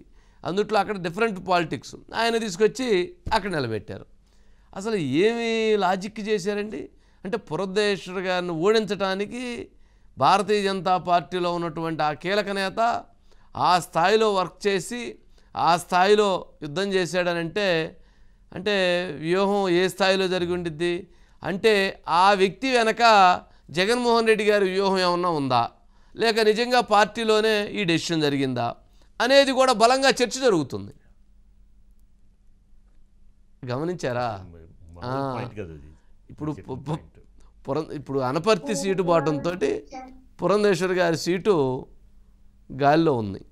ల్యాండ్ అయిద్దా లేదా తెలియదు. ఏమంటావు అనిల్, అంతేనా? ఖచ్చితంగా సార్. 2009లో ఒక్కసారి జరిగిన పరిణామాన్ని కనుక మనం పరిశీలిస్తే తెలుగుదేశం పార్టీ అభ్యర్థిగా 2009లో రాజమండ్రి నుంచి మాగంటి మురళీమోహన్ గారు పోటీ చేసినప్పుడు అక్కడ ఆయన కేవలం అతి స్వల్ప 5,000 ఓట్ల లోపు మాత్రమే ఓడిపోయారు. 6 అసెంబ్లీ నియోజకవర్గాల్లో మెజార్టీ వస్తే ఒక్క అనపర్తిలో 40,000కు పైగా అప్పుడు కాంగ్రెస్ పార్టీ అభ్యర్థి ఉండవల్లికి మెజార్టీ వచ్చింది. అంటే 6 సెగ్మెంట్స్ లో మురళీమోహన్ సక్సెస్ అయినా ఒక్క సెగ్మెంట్ లో కొట్టినటువంటి ఏదైతే ఉందో నష్టం ఆయన ఎంపీ సీట్కి ఎసురొచ్చి ఆ స్థానాన్ని కోల్పోవాల్సి వచ్చింది. అంటే అనపర్తిలో అలాంటి పరిస్థితులు. ఈ రోజు 6 సెగ్మెంట్ లో బీజేపీ అభ్యర్థిగా ఉన్న పురంధేశ్వరికి మెజార్టీ వచ్చినా అనపర్తి వచ్చేసరికి మెజార్టీ రాదు అనే భావన ఎక్కువ మంది వ్యక్తం చేస్తారు. దీనికి బలమైన కారణం ఉంది. ముఖ్యమంత్రి గారి సొంత సామాజిక వర్గానికి చెందిన ఓటర్లు అత్యధికంగా ఇక్కడ ఉంటారు. 2, అనపర్తిలో సత్యసూర్యనారాయణ రెడ్డి ప్రస్తుతం ఎమ్మెల్యేగా ఉన్నారు. ఆయన రామకృష్ణారెడ్డి మధ్య ప్రచండ యుద్ధం నడిచింది. అడుగడుగున అడ్డంకాలు అవరోధాలు ఎదుర్కొని అనపర్తిలో రామకృష్ణారెడ్డి నిలబడ్డారు. వీటన్నిటికీ మించి జరిగిన ఇంకొక పరిణామం మనం చెప్పుకోవాలి. ప్రధానంగా అనపర్తిలో చంద్రబాబు నాయుడిని రాకుండా ఇప్పుడు సిట్టింగ్ ఎమ్మెల్యేగా ఉన్నటువంటి సూర్యనారాయణ రెడ్డి గారి పోలీసుల ద్వారా అడ్డుకునే ప్రయత్నం చేస్తే 7.5-8 కిలోమీటర్లు రేత్రి పూట నడిచి చిమ్మ చీకట్ల మధ్య ఆయన భద్రతా విషయాన్ని కూడా పక్కన పెట్టి వచ్చి బహిరంగ సభ మాట్లాడి అక్కడ రామకృష్ణారెడ్డిని గెలిపించండి చెప్పడం, తొలి జాబితాలో ప్రకటించడం, అంటే అంత పోరాటం చేసిన రామకృష్ణారెడ్డి విషయంలో ఈ రోజు జరిగిన పరిణామం పార్టీ యావత్తు ఆలోచిస్తా ఉంది. ఎందుకంటే ఇవాళ ఉన్నది క్రైసిస్ లో తెలుగుదేశం పార్టీ ఎప్పుడు ఇంత క్రైసిస్ ని చూడాల. ఈ రోజు గెలుపు అనేది ఆ పార్టీకి జీవన్ మరణ సమస్య. ఎందుకంటే ఈ రోజు గెలుపు లేకపోతే వచ్చే ఎన్నికల్లో తెలుగుదేశం పార్టీని ఇప్పుడున్న ప్రభుత్వ అధినేత ఉండనిస్తారా అనేది ఖచ్చితంగా క్వశ్చన్ మార్క్ గా ఉంది. అలాంటి తరుణంలో ప్రతి స్థానాన్ని గెలవాల్సిన సంకల్పం ఆలోచన ఉన్నప్పుడు ఎన్ని జాగ్రత్తలు తీసుకోవాలి. ఇప్పుడు ఈ అనపర్తి విషయంలో చోటు చేసుకున్న పరిణామాన్ని పార్టీ నేతలందరూ కూడా లేవనెత్తున్న పరిస్థితి. ఇంకా కొన్ని ఉన్నాయి. జమ్మలమడుగులో ఆదినారాయణ రెడ్డి గారి విషయంలో కూడా ఆయన సొంత కుటుంబ సభ్యులు వ్యతిరేకిస్తున్నారు. భూపేష్ రెడ్డి ఆయన సోదరుడు కుమారుడు అక్కడ పార్టీ ఇన్ఛార్జ్ గా ఉన్నారు. ఆయన తీవ్రమైన వ్యతిరేకంగా ఉన్న పరిస్థితి, కుటుంబంలో చీనకు వచ్చే పరిస్థితి కూడా కనిపిస్తా ఉంది. రైట్, ఓకే, ఇది సబ్జెక్టు సరే, ఇంక చాలు ఈ subject. Next, YCP rules break ఈసీపీకి కనిపించటం లేదా? అదంతా కాదు కానీ కంటైనరు అది కట్టల కంటైనరా కిచెన్ కంటైనరా అనేది ఇప్పుడు తేలాలి. అందరూ ఆ కంటైనరు ముఖ్యమంత్రి గారి నివాసంలోకి అలా వెళ్ళటం, ఎక్కడ దాన్ని రిజిస్టర్లో నోట్ చేసుకోపోవటం, వెళ్ళాల్సినటువంటి ఇప్పుడు జనరల్గా ముఖ్యమంత్రి గారి ఇంటికి వెళ్ళాలంటే హై సెక్యూరిటీ పెట్టారు. ఎవరైనా ఆ రోజు ప్రముఖ హీరోలనే బయట ఆపేసి నడిపించారు, షర్మిలను సైతం బయట ఆపేసి నడిపించారు. కానీ ఈ కంటైనర్ మాత్రం లోపలికి వెళ్ళింది. వెళ్ళాల్సినటువంటి ద్వారం కంటే కూడా వేరే ద్వారం నుంచి లోపలికి వెళ్ళి అక్కడ ఒక 2-3 గంటలు ఉండి తర్వాత మరలా అది బయటికి వచ్చి మళ్ళీ వెళ్ళింది. మరి ఇప్పుడు ఆ కంటైనర్లో డబ్బులు ఉన్నాయా, లేక అది ఎవరైతే ప్రభుత్వం చెప్తున్నట్టుగా అది కిచెన్ కంటైనరా? ఇది తేలాల్సినటువంటి పెద్ద ప్రశ్న. అసలు ఆ సినిమాలో డబ్బే డబ్బు అనే ఒక సినిమా ఉంది. డబ్బే డబ్బు అని ఒక కంటైనర్ ఉండేది. అప్పట్లో 20 సంవత్సరాల క్రితం వచ్చింది ఆ సినిమా. తర్వాత ఇటీవల కాలంలో వచ్చినటువంటిది జులాయ్, అల్లు అర్జున్, బన్నీది. దాంట్లో కూడా కంటైనర్లో డబ్బులు పెట్టి వెళ్తూ ఉంటారు. ఆ కంటైనర్ కోసం ఎదుగుతూ ఉంటారు. అట్లాగే ఇప్పుడు ఆ కంటైనరు ఆ డబ్బులున్న కంటైనరా, లేక కిచెన్ సామాను ఉన్నటువంటి కంటైనర్? కిచెన్ సామాను జగన్మోహన్ రెడ్డి గారి తినే భోజనానికి అంత పెద్ద కంటైనర్ అవసరమా? ఒక చిన్న కారులో మామూలుగా వ్యాన్లో దాంట్లో పెట్టేసుకుంటే ఏముండిద్ది, ఆయన తినేది చాలా తక్కువ తింటారట. మరి అది సరిపోయింది. మరి అంత పెద్ద కంటైనరు, ఇంత పెద్ద వ్యవస్థ, దానికి కొంత పెద్ద వ్యవహారం ఉందంటే మరి ఇప్పుడు ఆ కంటైనర్లో డబ్బులు ఉన్నాయి అన్న అనుమానంతో విపరీతంగా ఎదుగుతున్నారంటే ఈ డబ్బుల కంటైనర్ ఎట్లా దొరికిద్దా అని. అంటే ఇంతసేపు ఉంచరు. అది తెలిసిన తర్వాత అవసరమైతే దాంట్లో నిజంగా డబ్బులు ఉంటే వేరే దాంట్లో మార్చేసి దాంట్లో కిచెన్ సామాను పెట్టేస్తారు. పెద్ద ఇష్యూ ఏం కాదు అది. అంతే. ఇప్పుడు సరే, అది ప్రభుత్వం చెప్తున్నటువంటి అది కిచెన్ సామానా, లేక అది ఎవరైతే ప్రతిపక్షాలు విమర్శలు చేస్తున్నట్టుగా అది మనీ కంటైనర్ అనేది ఇక అది ఇప్పుడు తేలదు. ఎందుకంటే అది అప్పటికప్పుడు పట్టుకున్నట్లయితే అధికారులు అప్పటికప్పుడు దాని మీద ఏదైనా నిఘా చేసినట్లయితే అది వెంటనే తేలిద్ది. అంతేగాని ఇంత టైం తర్వాత అది తేలాలంటే అది కష్టం. సరే, ఏదన్నా కానీ అది ఏ కంటైనరు అనే దాన్ని పక్కన పెడితే మొత్తానికి ఈసీ అధికారులు మాత్రం కొంత ఆ విషయంలో చాలా స్పందించాలి, నిర్లక్ష్యంగా వ్యవహరిస్తున్నారు. ఎంతటి నిర్లక్ష్యంగా వ్యవహరిస్తున్నారు అని అంటే, ఎక్కడైతే చిత్తూరు జిల్లాలో పులివర్తి నాని వారికి సంబంధించినటువంటి ఏరియాలో 2 గోడౌన్స్లో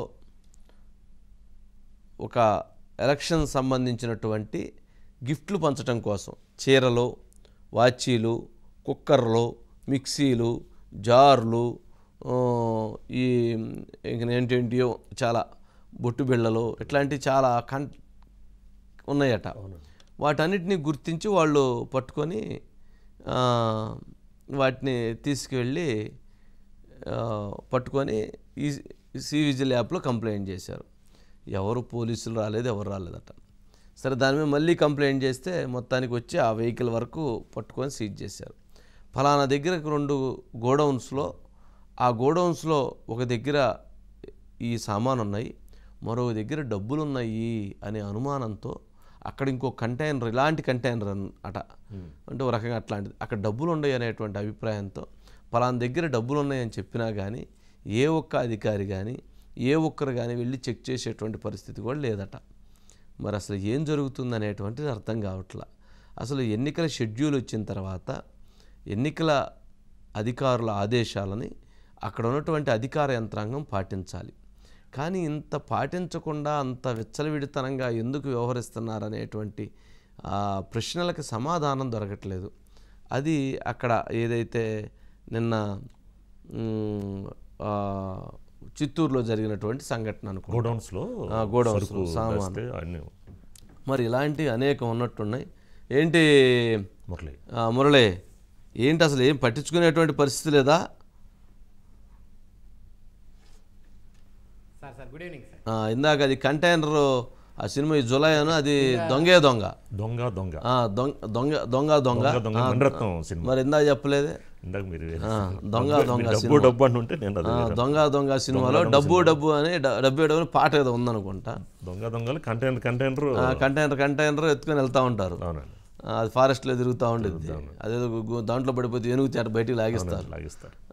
అప్పట్లో కాలేజీ చదువుకునే రోజులు సినిమాలు కదా. రైట్ మురళి, బైట్స్ ఉన్నాయి sir, 2 bytes. Murali good evening sir. Good evening. ఏంది ఇప్పుడు ఆ కంటైనర్ ఏపీలో ఉందా, హైదరాబాద్ వస్తే చెప్పండి సార్. హైదరాబాద్ దాకా అయితే వచ్చే పరిస్థితి లేదు సార్. ఏపీలో అలాంటి కంటైనర్ వెళ్ళి వచ్చినా కూడా ఇప్పుడు కావాల్సినటువంటి పరిస్థితి సార్, ఎందుకంటే ఎన్నికల వాతావరణం నేపథ్యంలో. కానీ కంటైనర్లో క్యాష్ ఉందా లేకపోతే కిచెన్ సంబంధించిన మెటీరియల్ ఉన్నా అనేది పక్కన పెడితే సార్, ఆ కంటైనర్ వెళ్ళినటువంటి విధానం పట్ల ఆ కంటైనర్ పై ఉన్న నెంబర్ కానీ ఆ సిరీస్ కానీ అనుమానాలకు తావిస్తుందండి. జనరల్గా సీఎం గారి దగ్గరికి వెళ్ళేందుకు ఒక రూట్, వచ్చేందుకు ఒక రూట్ ఉందండి. జనరల్గా లెఫ్ట్ సైడ్ వెళ్తే మధ్యలో స్కానర్ ఉంటుంది, ఆటోమేటిక్గా ఆ స్కానరే అందులో ఏమున్నా కూడా మొత్తం స్కాన్ చేస్తుంది. అక్కడ ఉన్నటువంటి చెక్ పోస్ట్ వాళ్ళు అన్ని నోట్ చేసుకుని పంపిస్తారండి. కానీ ఇది రివర్స్లో వెళ్ళిందండి, అంటే పక్క రోడ్లో రావాల్సినటువంటి రూట్లో వెళ్ళి అక్కడి నుంచి యూటర్న్ తీసుకుని సీఎం గారు వెనక్కి గోడౌన్లోకి బ్యాక్ చేసి పెట్టారండి. అక్కడ అనుమానం వస్తుందండి. నిజంగా కూడా కిచెన్ సామాన్లు ఉంటే రెగ్యులర్ రూట్లో వెళ్ళిపోవచ్చు కదా, ఎందుకు నాన్ స్కానర్ రూట్లో ఎందుకు వెళ్ళింది అనేది ప్రతిపక్షాలు ప్రశ్నిస్తున్నటువంటి ప్రశ్న అండి. ఇక రెండో దాని మీద ఉన్నటువంటి సిరీస్ చూస్తే కనుక ఏపీ ప్లస్ అంటే అది P063 అని ఉందండి. AP 16Z0363 AP 16Z0363 sir. అయితే దీనికి సంబంధించి జనరల్గా జెడ్ అని అంటే ఆర్టీసీ వాళ్ళు వాడతారు, సి అని అంటే పోలీసు వాళ్ళు వాడతారు సిరీస్లో. మరి అలాంటిది జెడ్ అన్నప్పుడు ఆర్టీసీ వాడేటువంటి వెహికల్తో పెట్టినటువంటి ఇది జనరల్ బస్సులు ఉంటాయి, లేదంటే వాళ్ళ గూడ్స్ వెహికల్స్ ఉంటాయి, కానీ ఇది అలాంటి వెహికల్ కాదు. మరి ఇది ఎందుకు ఉందనేటువంటి అనుమానానికి కూడా కారణమవుతున్నట్లుంది కదా. ఆ డౌట్ కూడా వస్తుందా మురళి? దాని మీద మన పోలీస్ స్టిక్కర్ ఉంది సార్. ఆర్టీసీ సిరీస్ వాడినప్పుడు పోలీస్ స్టిక్కర్ ఉందండి. మరి ఆర్టీసీ వెహికల్ పోలీస్ స్టిక్కర్ వేయడం కూడా అది కూడా అనుమానాలకు తావిచ్చే అవకాశం సార్ ఖచ్చితంగా కూడా. సరే నిజంగా ఆర్టీసీ వాళ్ళు కంటైనర్ అనుకుంటే పోలీస్ స్టిక్కర్ వేయాల్సిన అవసరం లేదండి. అందుకనే అక్కడ జరిగినటువంటి పరిణామాలన్నీ కూడా వాహనం వెళ్ళిన విధానం, ఆ వాహనం వెనక్కి పెట్టిన విధానం, అక్కడ జరిగినటువంటి రూట్ తేడాగా వెళ్ళటం వల్లే ఇన్ని అనుమానాలకు తావిచ్చిందండి. అయితే ఇంత జరిగిన తర్వాత ప్రతిపక్షాలు ఎన్నికల సీజను బైట్స్ ఉన్నాయి, ఒకసారి బైట్స్ ప్లే చేయండి. ఈరోజు మధ్యాహ్నం 1 గంట ప్రాంతంలో ఏపీ 16Z0363 వాహనం విజయవాడ బస్టాండ్ లో ఉన్నటువంటి ఏపీఎస్ఆర్టీసీ కార్యాలయాలను ఉండేటటువంటి ఎన్టీఆర్ అడ్మినిస్ట్రేటివ్ బ్లాక్, ఆ బ్లాక్ ముందు ఆగింది. మధ్యాహ్నం 1 గంట ప్రాంతంలో ఆ బండిలోంచి ఫుల్ గా కరెన్సీ కట్టలు నిండి ఉన్నటువంటి అట్టపెట్టెల్ని దించారు.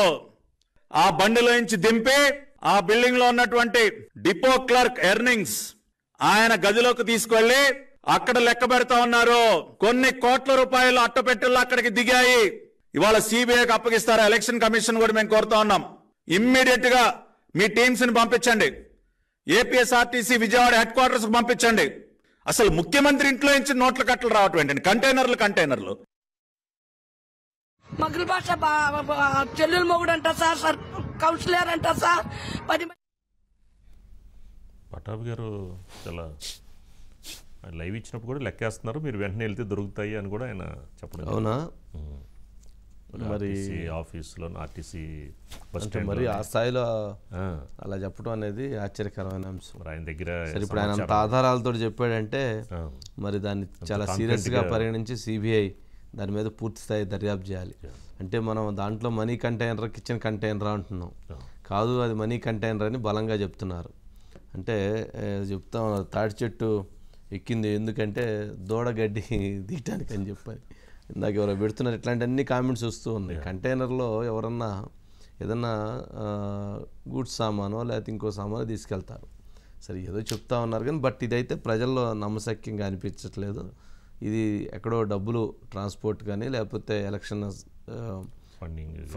సామాగ్రిని ఇచ్చేయటం కానీ ఇట్లాంటిది ఏదో జరిగిందనేటువంటిది అపప్రద చేస్తున్నారు. బట్ ఈసీ ఇట్లాంటి విషయంలో జాగ్రత్తగా ఉండాలి. ఎన్నికల కమిషను ఇప్పుడు లోకేష్ గారు వెహికల్ రోజు 2 సార్లు చెక్ చేసేటువంటి వాళ్ళు ఇట్లాంటి వెహికల్స్ మీద అనుమానం వచ్చి ఒక విమర్శ రావడంతో వెంటనే పిలిచి చెక్ చేయాలి.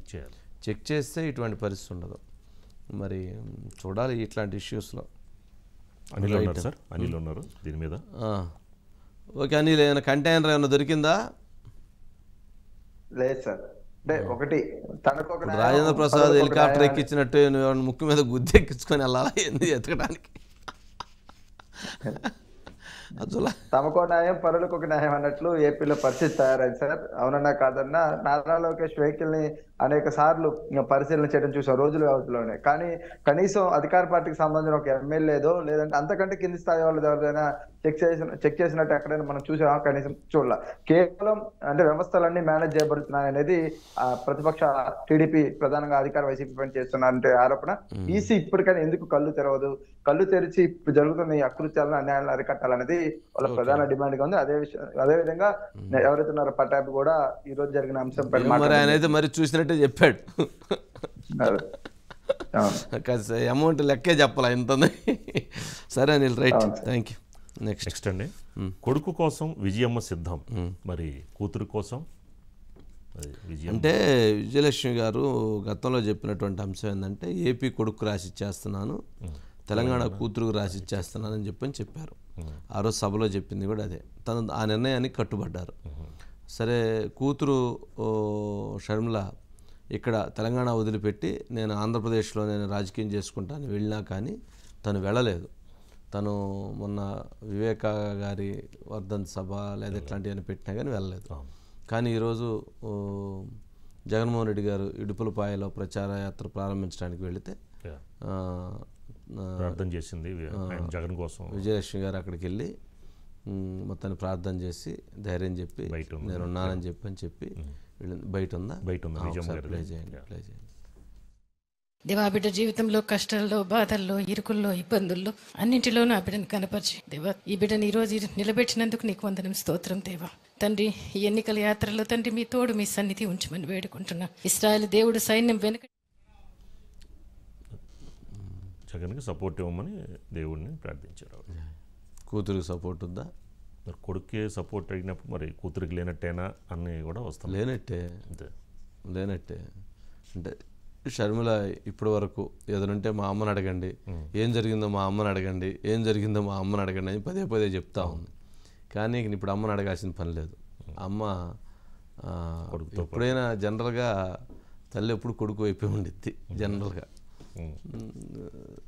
కోడలు వచ్చిన తర్వాత కూడా కొంతమంది కూతురు వైపు ఉంటారు అంటుంటారు. ఇప్పుడు ఆ ఫ్యామిలీ పంచాయతీ మనకి ఎందుకులే. కానీ అజిత్ గారు, వంశీ గారు, గుడ్ ఈవినింగ్. ఏమండి, మొత్తానికి ఫ్యామిలీ పంచాయతీ మొత్తానికి ఏపీకి రాసిచ్చాను కొడుక్కి, కూతురికి తెలంగాణ రాసిచ్చానని చెప్పారు ఆ రోజు రాసిస్తున్నానని. కానీ చివరికి ఏపీ కొడుకు రాసి ఇవ్వడానికే ఇష్టపడినట్లున్నారు కదా? అవును వంశీ గారు, అంటే అసలు మొత్తం కూడా అటు వైఎస్ రాజశేఖర్ రెడ్డి సమాధి సాక్షిగా ఆమె ఈరోజు ప్రేయర్ కూడా చేశారు వంశీ గారు. ముందు అంటే ఇడుపులపాయలో వైఎస్ జగన్మోహన్ రెడ్డి గారు ఇప్పుడు కూడా అది సెంటిమెంట్గా అలానే చేస్తారు. వైఎస్ జగన్మోహన్ రెడ్డి గారు మేమంతా సిద్ధానికి బయలుదేరే ముందుగా తన కొడుకుని అండగా నిలవాలి అని, తన కొడుక్కి తోడుండాలని, తన కొడుకుని ముఖ్యమంత్రిగా చెయ్యాలి అని చెప్పి దేవుణ్ణి విజయమ్మ గారు ప్రార్థించారు వంశీ గారు. ప్రార్థించి కొడుకుని సిద్ధానికి పంపించారు, మేమంతా సిద్ధమని. తన కొడుకును ముఖ్యమంత్రిని చెయ్యాలి అని చెప్పి ప్రార్థించారు వంశీ గారు. అది ఈరోజు జరిగిన అంశం. అంటే మొత్తం మీద విజయమ్మ గారు తన కొడుకుని ముఖ్యమంత్రిని చెయ్యడానికే ఆమె సిద్ధమయ్యారు, వైఎస్ రాజశేఖర రెడ్డి గారి సమాధి సాక్షిగా. మరోవైపు విజయమ్మ గారి కుమార్తె షర్మిల ఆంధ్రప్రదేశ్లో వైఎస్ రాజశేఖర రెడ్డి గారి ఆశయాలకు అనుగుణంగా పరిపాలన సాగట్లేదు, ఆయన ఆశయాలను బతికించాలి, ఆయన ఆశయాలను నిజం చేయాలి, ఆయన ఆశయాలను కొనసాగించాలి అని చెప్పి ఆమె మొత్తం రాష్ట్రమంతా తిరుగుతూ వైఎస్ జగన్మోహన్ రెడ్డి గారికి వ్యతిరేకంగా, అంటే తన తండ్రి ఆశయాలకు వ్యతిరేకంగా అక్కడ పరిపాలన జరుగుతోంది కాబట్టి వెంటనే ఈ ముఖ్యమంత్రి వద్దు అని చెప్పి వైఎస్ షర్మిల గారు మొత్తం రాష్ట్రమంతా కూడా తిరిగి ప్రచారం చేస్తున్నారు వంశీ గారు. అంటే అక్కడ సాక్ష్యం వీటన్నిటికి కూడా వైఎస్ఆర్ సమాధి వంశీ గారు. అసలు అంటే ఒకటి వైఎస్ఆర్ ఆశయాలు కావాలి గారు. అంటే ఇప్పుడు జగన్మోహన్ రెడ్డి గారు బయట మాట్లాడారు, పక్కనే ఏమన్నా ఇప్పుడు జగన్మోహన్ రెడ్డి గారు పక్కన, ఇటు పక్క అవినాష్ రెడ్డి గారు ఉన్నారు, ఇటు పక్క ఏమన్నా విజయలక్ష్మి గారు ఉన్నారు. మరి ఇప్పుడే జగన్మోహన్ రెడ్డి గారు ఏమన్నా అసలు ఇంకొక ఆశ్చర్యకరమైన అంశం మాట్లాడారు. ఒకసారి అది ప్లే చేయండి.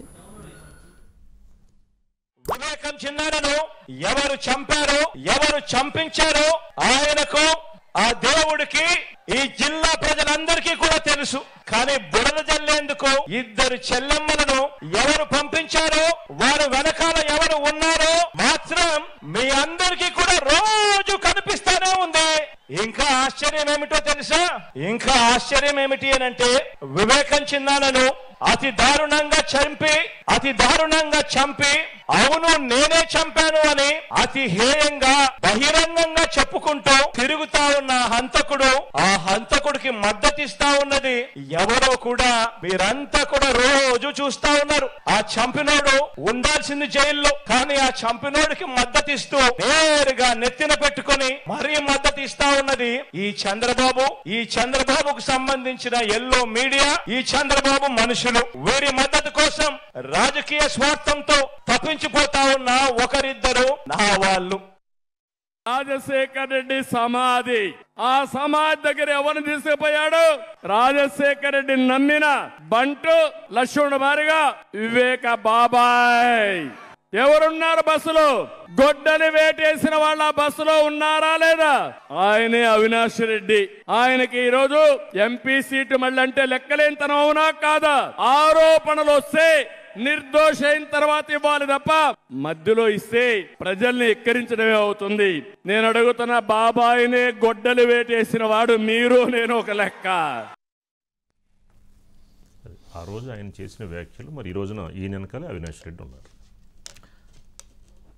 అంటే జగన్మోహన్ రెడ్డి గారు ఒక అబద్ధాన్ని కూడా ఎంత బలంగా నిజమని నమ్మే విధంగా చెప్తారనే దానికి చాలా అంశాలు ఉన్నాయి.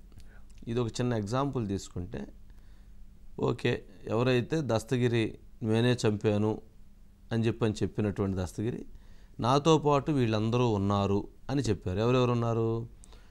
నాతో పాటు సునీల్ యాదవ్ వీళ్ళు ఉన్నారు, వీళ్ళ వెనక ఎర్రగంగిరెడ్డితో పాటు చంపినటువంటి వాళ్ళు మాకు భాస్కర్ రెడ్డి, అవినాష్ రెడ్డి, వీళ్ళందరూ మేము ఉన్నాము, మా వెనక ఇంకా పెద్దవాళ్ళు ఉన్నారు, మీరు కానీయమని చెప్పి డబ్బులు ఇస్తే మేము చంపామని చెప్పాడు. అదే కదా దస్తగిరి చెప్పింది.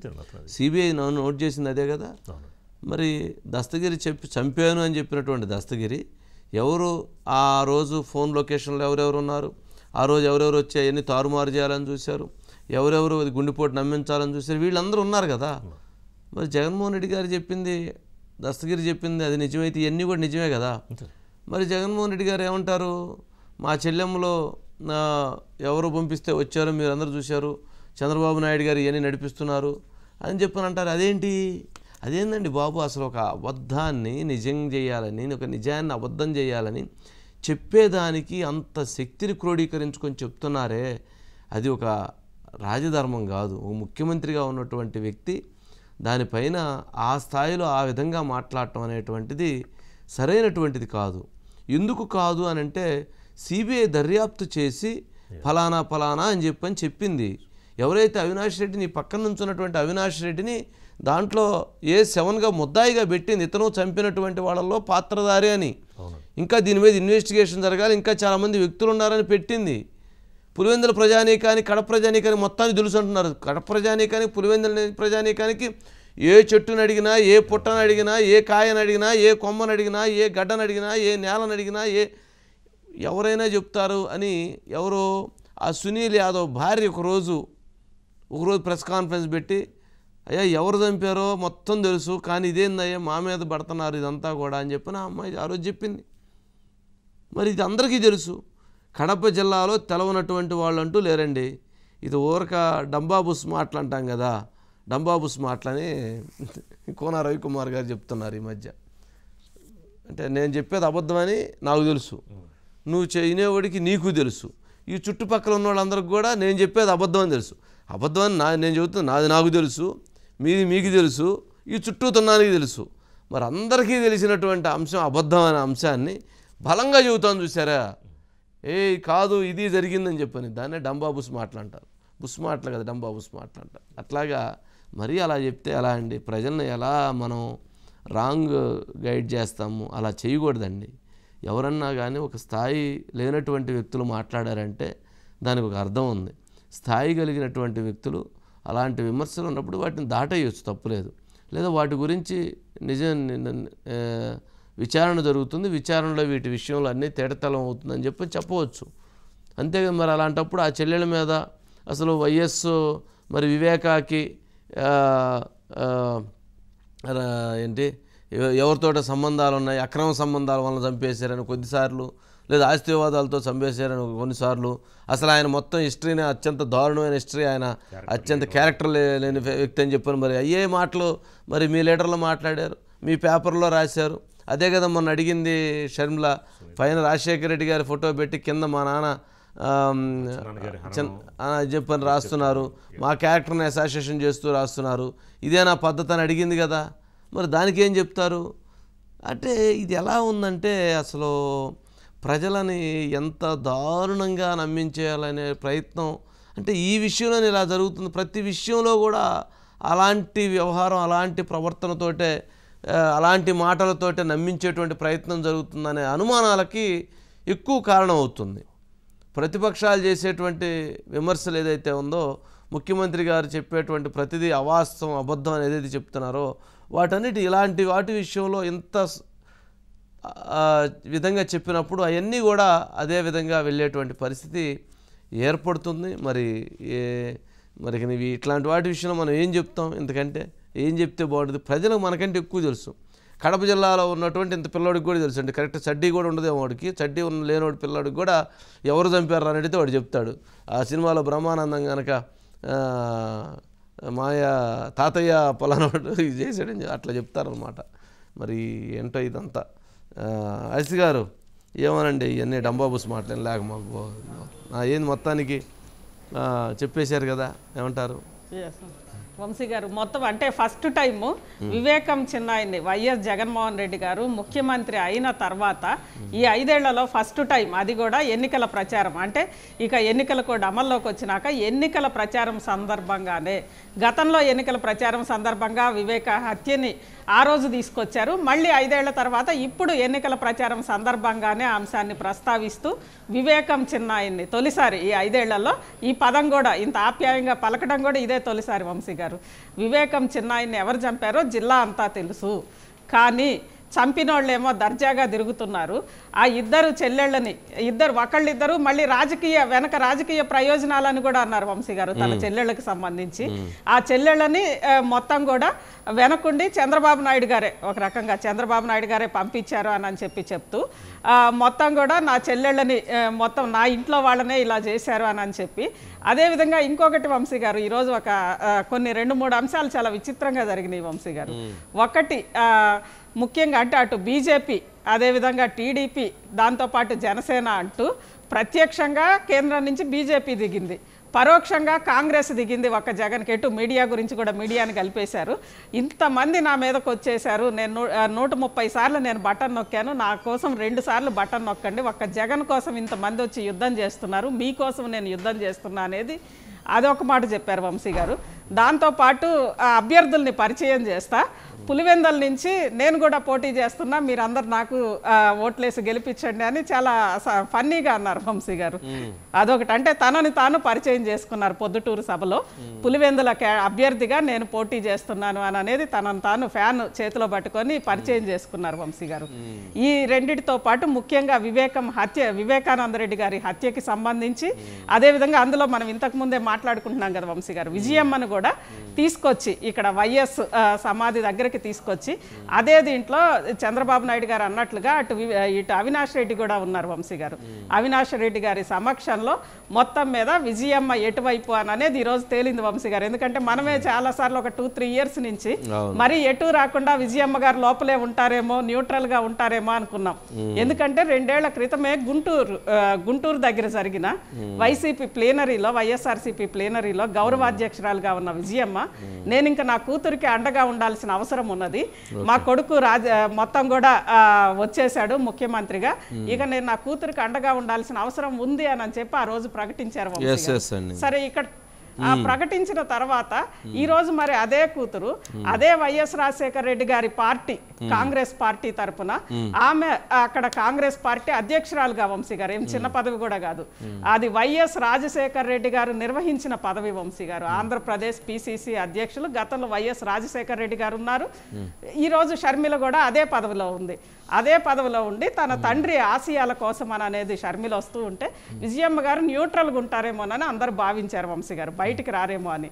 అదొకటి. ఇంకొకటి వంశీ గారు, వివేకం చిన్నాయిని ఎవరు చంపారో అందరికీ తెలుసు అని చెప్పిన వైఎస్ జగన్మోహన్ రెడ్డి గారు ఈ 5 ఏళ్లలో ఏ రోజు కూడా వివేక వర్ధంతికి కానీ, వివేక జయంతికి కానీ హాజరవ్వడం కానీ, అక్కడ దండేయడం కానీ, నివాళులు అర్పించడం కానీ ఇలాంటివి ఏమీ చేయలేదు వంశీ గారు. ఇది ఒకటి. అంటే 5 ఏళ్ల తర్వాత ఎన్నికల సభ సందర్భంగానే మళ్ళీ వివేకానంద రెడ్డి గారి పేరుని ప్రస్తావించారు. ఎందుకంటే గతంలో కూడా ఆయనకు అధికారం వచ్చింది కదా వంశీ. నా వల్ల కావట్లేదులేండి అజిత్ గారు, నా వల్ల కాదు. ఈ కుటుంబ కథా చిత్రంలో ఏం జరుగుతుందో, ఈ వింతలేందో, ఈ విచిత్రాలేందో, ఈ హత్యలేందో, ఈ విమర్శలేందో, ఈ దారుణాలేందో, ఈ వ్యాఖ్యలేందో, ఎవరెవరిని విమర్శిస్తున్నారో, ఎవరెవరి మీద దాడి చేస్తున్నారో, అసలు ఏం జరుగుతుందో నాకైతే ఏం అర్థం కావట్లేదు. సరేనండి, మంచిదండి అజిత్ గారు. అమ్మో వాయ్యో. సరే, నెక్స్ట్ ట్యాపింగ్స్ ప్రకంపన, త్రిబుల్ ఆర్ రచ్చ చేంజ్ చేయాలనుకుంటున్న కూటమి. ఎవరైతే నర్సాపురం పార్లమెంటు పరిధిలో ఉన్నటువంటి ఆచంట, ఉండి, తాడేపల్లిగూడెం, భీమవరం, పాలకొల్లు, నర్సాపురం, తణుకు, ఈ పార్లమెంటు పరిధిలో ఉన్న అసెంబ్లీ కాన్స్టిట్యున్సీకి సంబంధించి తెలుగుదేశం పార్టీ, జనసేన పార్టీకి సంబంధించినటువంటి వాళ్ళందరూ కూడా అభ్యర్థులు పితాని సత్యనారాయణ గారి ఇంట్లో సమావేశమయ్యారంట రాత్రి 2 గంటల పాటు. ఇదేంటి, మనకేదో బీజేపీకి ఇచ్చారు సీటు, అది రఘురామకృష్ణరాజుకి ఇస్తే మనందరికీ బలం ఏర్పడేది. సరే, రఘురామకృష్ణరాజుకి కాకపోయినా ఎవరికైనా ఒక ఇంపార్టెంట్ లీడర్, తెలుగుదేశం పార్టీకి ఇచ్చినా, జనసేనకి ఇచ్చినా లేకపోతే బాగుండేది. మరి ఇప్పుడు ఈ సీటు ఇలా ఇవ్వటం వలన మనందరికీ కూడా నష్టం జరిగేటువంటి పరిస్థితి ఏర్పడుతుంది. కాబట్టి ఈ నష్టం నుంచి మనం కాపాడుకోవాల్సిన అవసరం ఉందని వాళ్ళందరూ తమ అభ్యర్థనని చంద్రబాబు నాయుడు గారి దగ్గరికి, అదేవిధంగా పవన్ కళ్యాణ్ గారి దగ్గరికి వెళ్ళాలని నిర్ణయించుకున్నారట. అంటే ఏం జరుగుతుంది, నర్సాపురంలో టిక్కెట్టు ఎవరైతే ఆయన రాజే, కానీ ఈ రాజు రాజే, ఆ రాజు రాజే, కానీ ఈ రాజు పోరాడినటువంటి రాజు, ఈ రాజు యుద్ధం చేసినటువంటి రాజు. అందుకని అక్కడ ఆ ప్రభావం ఆ 7 అసెంబ్లీ నియోజకవర్గాల మీద ఇబ్బంది అవుతుందన్న ఉద్దేశంతో వారు ఇప్పుడు వెళ్ళి వాళ్ళ ప్రయత్నాన్ని వాళ్ళు చేసే విధంగా ముందుకు వెళ్తున్నారట. అంటే దీనిపైన ఖచ్చితంగా చేంజ్ చేయాలి, అభ్యర్థిని మార్చాలి, అభ్యర్థిని మారిస్తేనే దీనికి ప్రతిఫలం ఉంటుంది తప్ప లేకపోతే నష్టం జరిగిద్ది అనేది వాళ్ళ ఉద్దేశం అంట. బయట ఒకసారి బయట ఏదైనా ఉంటే ప్లే చేయండి. రఘురామకృష్ణరాజు గారు అంటే ఆంధ్రప్రదేశ్ కాదు తెలుగు రాష్ట్రాల్లో తెలియని వారు ఉండరు. ఆయన ఎంపీ పదవితో చాలా సంతోషంగా ఉండొచ్చు.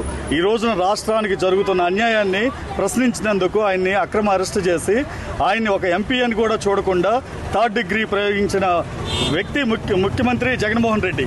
ఇలాంటి జగన్మోహన్ రెడ్డిని క్వశ్చన్ చేసినందుకు ఈ రోజున త్రిపుల్ గారికి ఈ కూటమితో సంబంధం ఉన్నా కూడా ఈ రోజున ఎక్కడ ఆయనకి సీట్ రాకుండా జగన్మోహన్ రెడ్డి తన తొత్తుల ద్వారా చెంచాగిరి చేసి ఈ రోజు కొంతమంది వ్యక్తుల ద్వారా బీజేపీ నుండి అడ్డు. రైట్ అజిత్ గారు, వంశీ గారు ఏందండి మొత్తానికి ఆ రచ్చలాగానే నడుస్తా ఉన్నట్టుంది ఏంటి మొత్తానికి ఉండి జనరల్గా చెప్పండి. ఆంధ్ర ప్రజల్లో కానీ ఆంధ్రప్రదేశ్ రాజకీయాల్లో కానీ ఈవెన్ ఉమ్మడిగా ఉన్నా విడిగా ఉన్నా ఒక సెంటిమెంట్ ఉంది వంశీ గారు.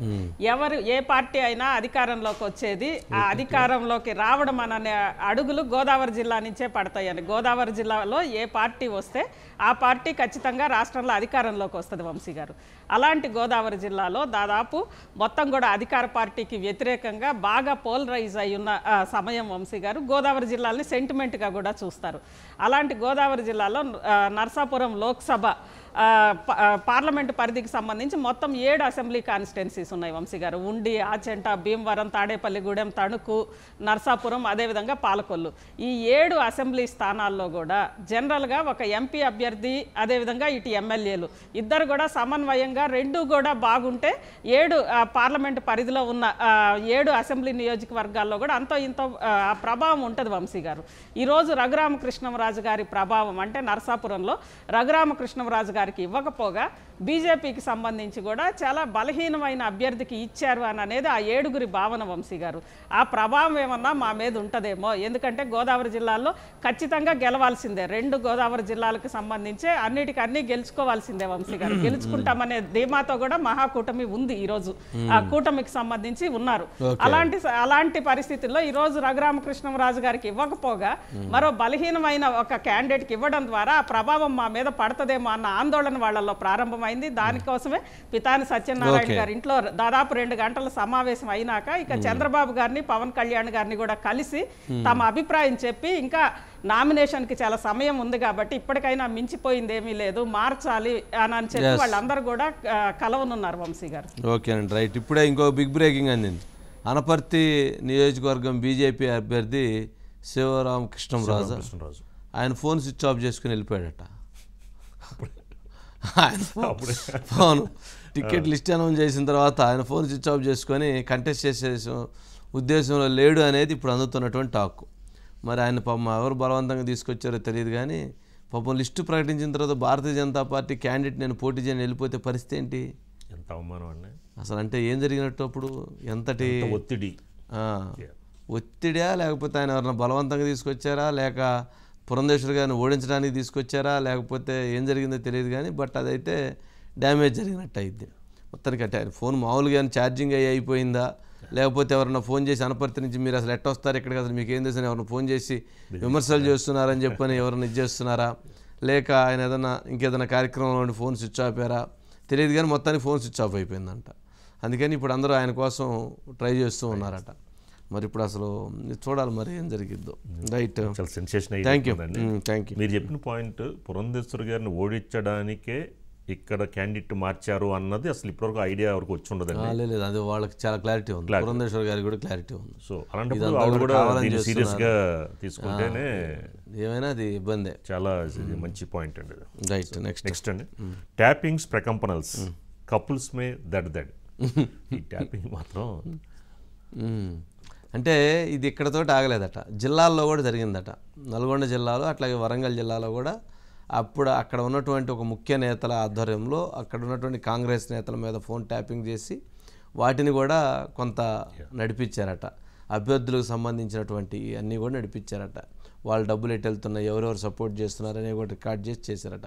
అంటే జనరల్గా వాడే ఇంక ఇతర అంశాలు కూడా మాట్లాడుకుంటారు కదా, వాటిని కూడా రికార్డ్ చేశారనేది ఇప్పుడు అదొక ప్రకంపనల జిల్లాలకు కూడా వెళ్ళిపోయింది ఇది. అయితే ఇప్పుడు దీని మీద కొత్తగా కేసులు నమోదు చేసేటువంటి ప్రక్రియకు సంబంధించి కొంత వ్యూహాత్మకంగా వెళ్ళబోతుందంట ప్రభుత్వం. ఆ కేసులు ఏంటంటే ఎవరి దగ్గర అయితే వీళ్ళు ఫోన్ రికార్డుని, ఎవరి దగ్గర అయితే గోల్డ్ కానీ క్యాష్ కానీ ఎవరి దగ్గర అయితే వీళ్ళు ఎత్తుకొచ్చారో వాళ్ళ డేటా సేకరించి వాళ్ళ ద్వారా కంప్లైంట్ తీసుకొని ఆ కంప్లైంట్ ద్వారా కేసు నమోదు చేయాలని. అంటే అది సపరేట్ కేసు అయింది, ఒక్కొక్క సపరేట్ కేసు అయింది. ఈ కేసులో ఎవరెవరు ఏంటి అనేటువంటి దాన్ని లిస్ట్ అవుట్ చేయటం. సరే మనీ ఏంటి, మనీ ఎవరిది, మనీ ఎక్కడి నుంచి వచ్చింది అనేది అది వేరే విషయం. ఏమైంది, అరబిందో వాళ్ళ దగ్గర, హెట్రో వాళ్ళ దగ్గర 100 కోట్లు పట్టుకున్నారు ఒక ఇంట్లో బీరువాల్లో. ఏం చేశారా? ఏమైంది? ఏమైనా అయిందా? ఏమి కాల. ఇట్లా ఇవన్నీ కూడా తీసి చేయాలనేటువంటి ఒక కార్యక్రమం ఉంటుందంట. మధు బయట ఒకటి ఉందండి, బయట ప్లే చేయండి. బయట ఒకటి ఉంది. మొన్నటిదాకా కాంగ్రెస్ దొంగ ప్రచారం చేసింది. ఏమన్నారు? బీఆర్ఎస్ బీజేపీ ఒకటే, అందుకే కవితమ్మని అరెస్ట్ చేస్తలేరు. ఇలా మరి కవితమ్మని అరెస్ట్ చేసిండ్రు. అదే కేసులో కేజ్రీవాల్ అరెస్ట్ అయితేనేమో అది అన్యాయం అట, అదే కేసులో కవితమ్మ అరెస్ట్ అయితే మాత్రం అది న్యాయం అట. ఇది ఎక్కడ న్యాయం, ఇది ఎక్కడ నీతి? 6 గ్యారంటీలు పక్కకు పోయినాయి, ఇప్పుడు 6 గారడీలు మోపోయినాయి. 6 గారడీలు అంటే ఏంటి? ఒకటేమో కాళేశ్వరం స్కామ్ అని చెప్పి యూట్యూబ్లో ఆన్లైన్లో ఒకటి రాయాలి, ఇంకో దిక్కు బర్ల స్కామ్, ఇంకో దిక్కు గొర్రెల స్కామ్, ఇంకో దిక్కు ఫోన్ ట్యాపింగ్, ఇదట అంటే అదట, అదట అంటే ఇదట, వీళ్ళ ఫోన్ ట్యాప్ అయిందంటే వాళ్ళ ఫోన్ ట్యాప్ అయిందట.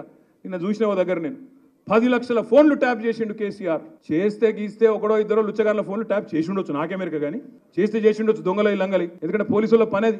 కానీ దానికి ఏదో పెద్ద అంతర్జాతీయ కుంభకోణం ఏందో జరిగిపోయింది, ఏమో అయిపోయింది. ఎందుకు ఇవన్నీ డ్రామాలు?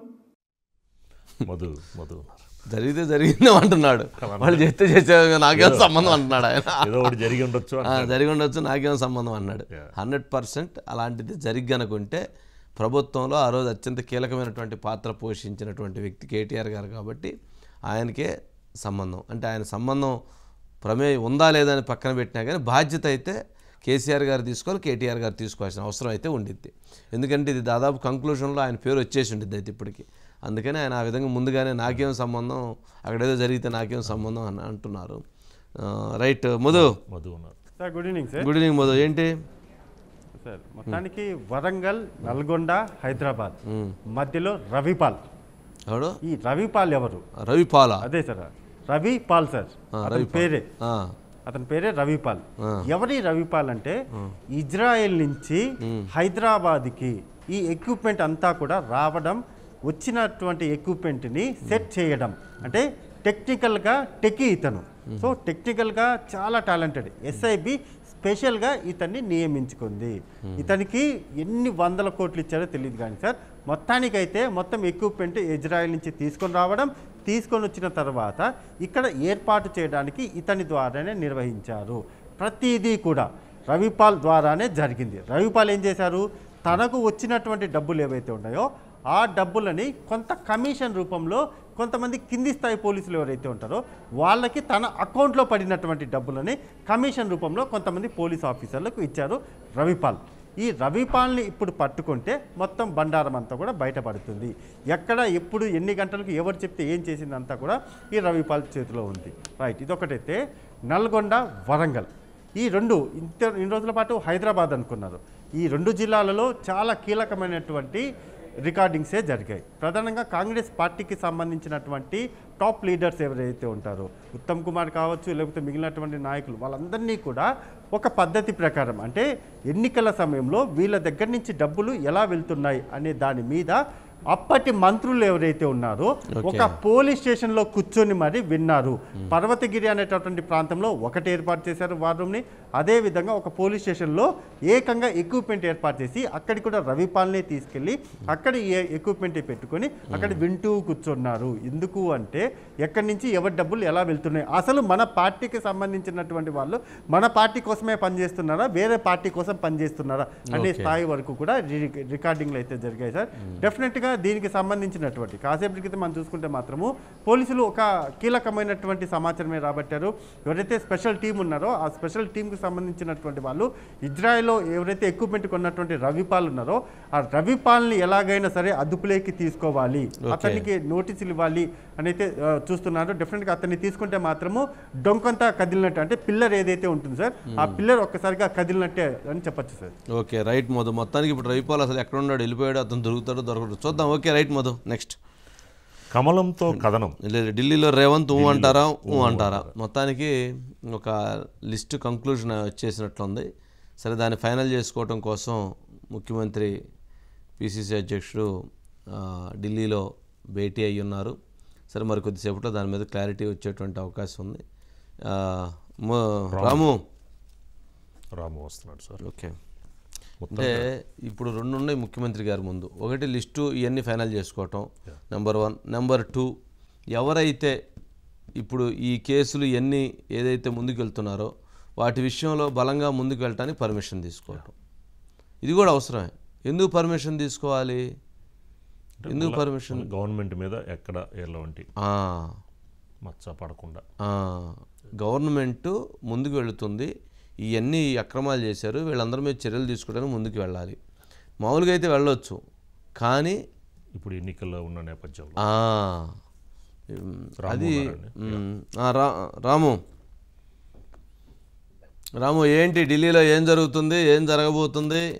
దాదాపు అంటే తెలంగాణ రాజకీయం అంశం విషయంలో కొంత వ్యూహాత్మకంగా అడుగులు పడుతున్నాయి కదా.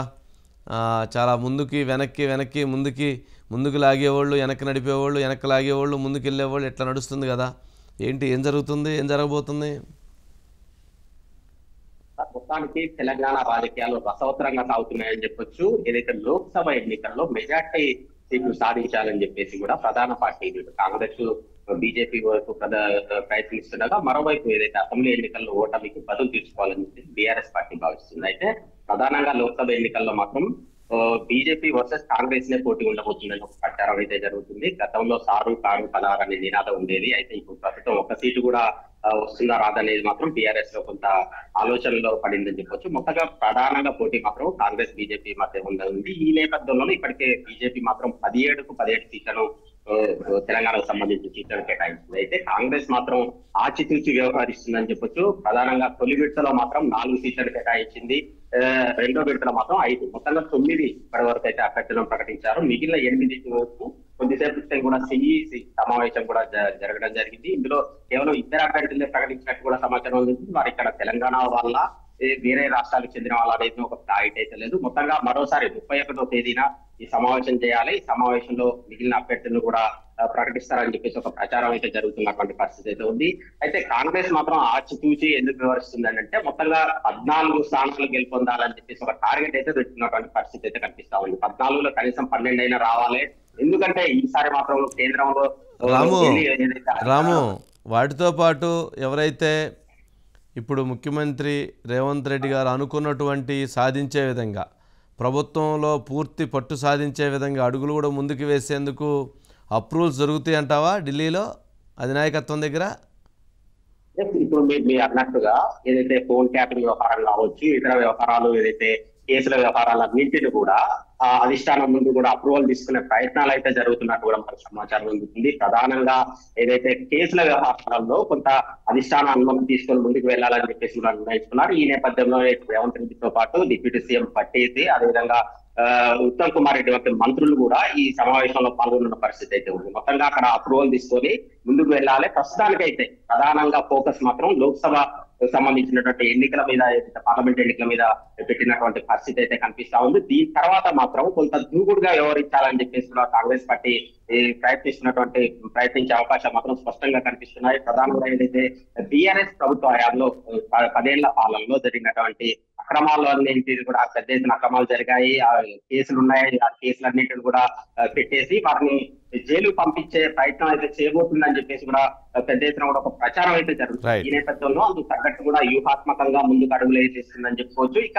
అభ్యర్థుల ఎంపిక విషయంలో మాత్రం ఏదైతే 2-3 ఒక్కొక్క నియోజకవర్గం కేవలం ఇప్పుడు ప్రస్తుతానికి అయితే 8 స్థానాలు మిగిలి ఉన్నాయి. 8లో 2-3 వేసి పేర్లను కూడా అధిష్టానం ముందుంచినటువంటి పరిస్థితి. వాళ్ళల్లో ఎవరైతే బలమైన అభ్యర్థిని ఎంపిక చేయాలి. ఈసారి 17 సీట్లలో 14 సీట్లు గెలవాలి, లేకపోతే 12 కైవసం చేసుకోవాలని చెప్పేసి కూడా ఇటు కాంగ్రెస్ పార్టీ భావిస్తుంది. అందులో భాగంగానే ఇటు వాళ్ళ అప్రూవల్ తీసుకోవడానికి కూడా ఈ రోజు సమావేశం ఏర్పాటు చేస్తున్న పరిస్థితి అయితే ఉంది. అయితే ఈ సమావేశం 31వ తేదీకి మరోసారి కూడా వాయిదా పడ్డట్టు కూడా మనకు సమాచారం అవుతుంది. ఓవరాల్ గా ఏదైతే కాంగ్రెస్ పార్టీ మాత్రం తెలంగాణలో ఉన్నటువంటి అభ్యర్థుల ఎంపిక కావచ్చు, ఇతర ఏదైతే బీఆర్ఎస్ పార్టీ హయాంలో, ప్రభుత్వ హయాంలో జరిగినటువంటి సంబంధించినటువంటి వ్యవహారాలు పూర్తి స్థాయిలో అప్రూవల్ తీసుకునేది మాత్రం ప్రయత్నిస్తుందని చెప్తారు. Right Ramu, right, thank you Ramu.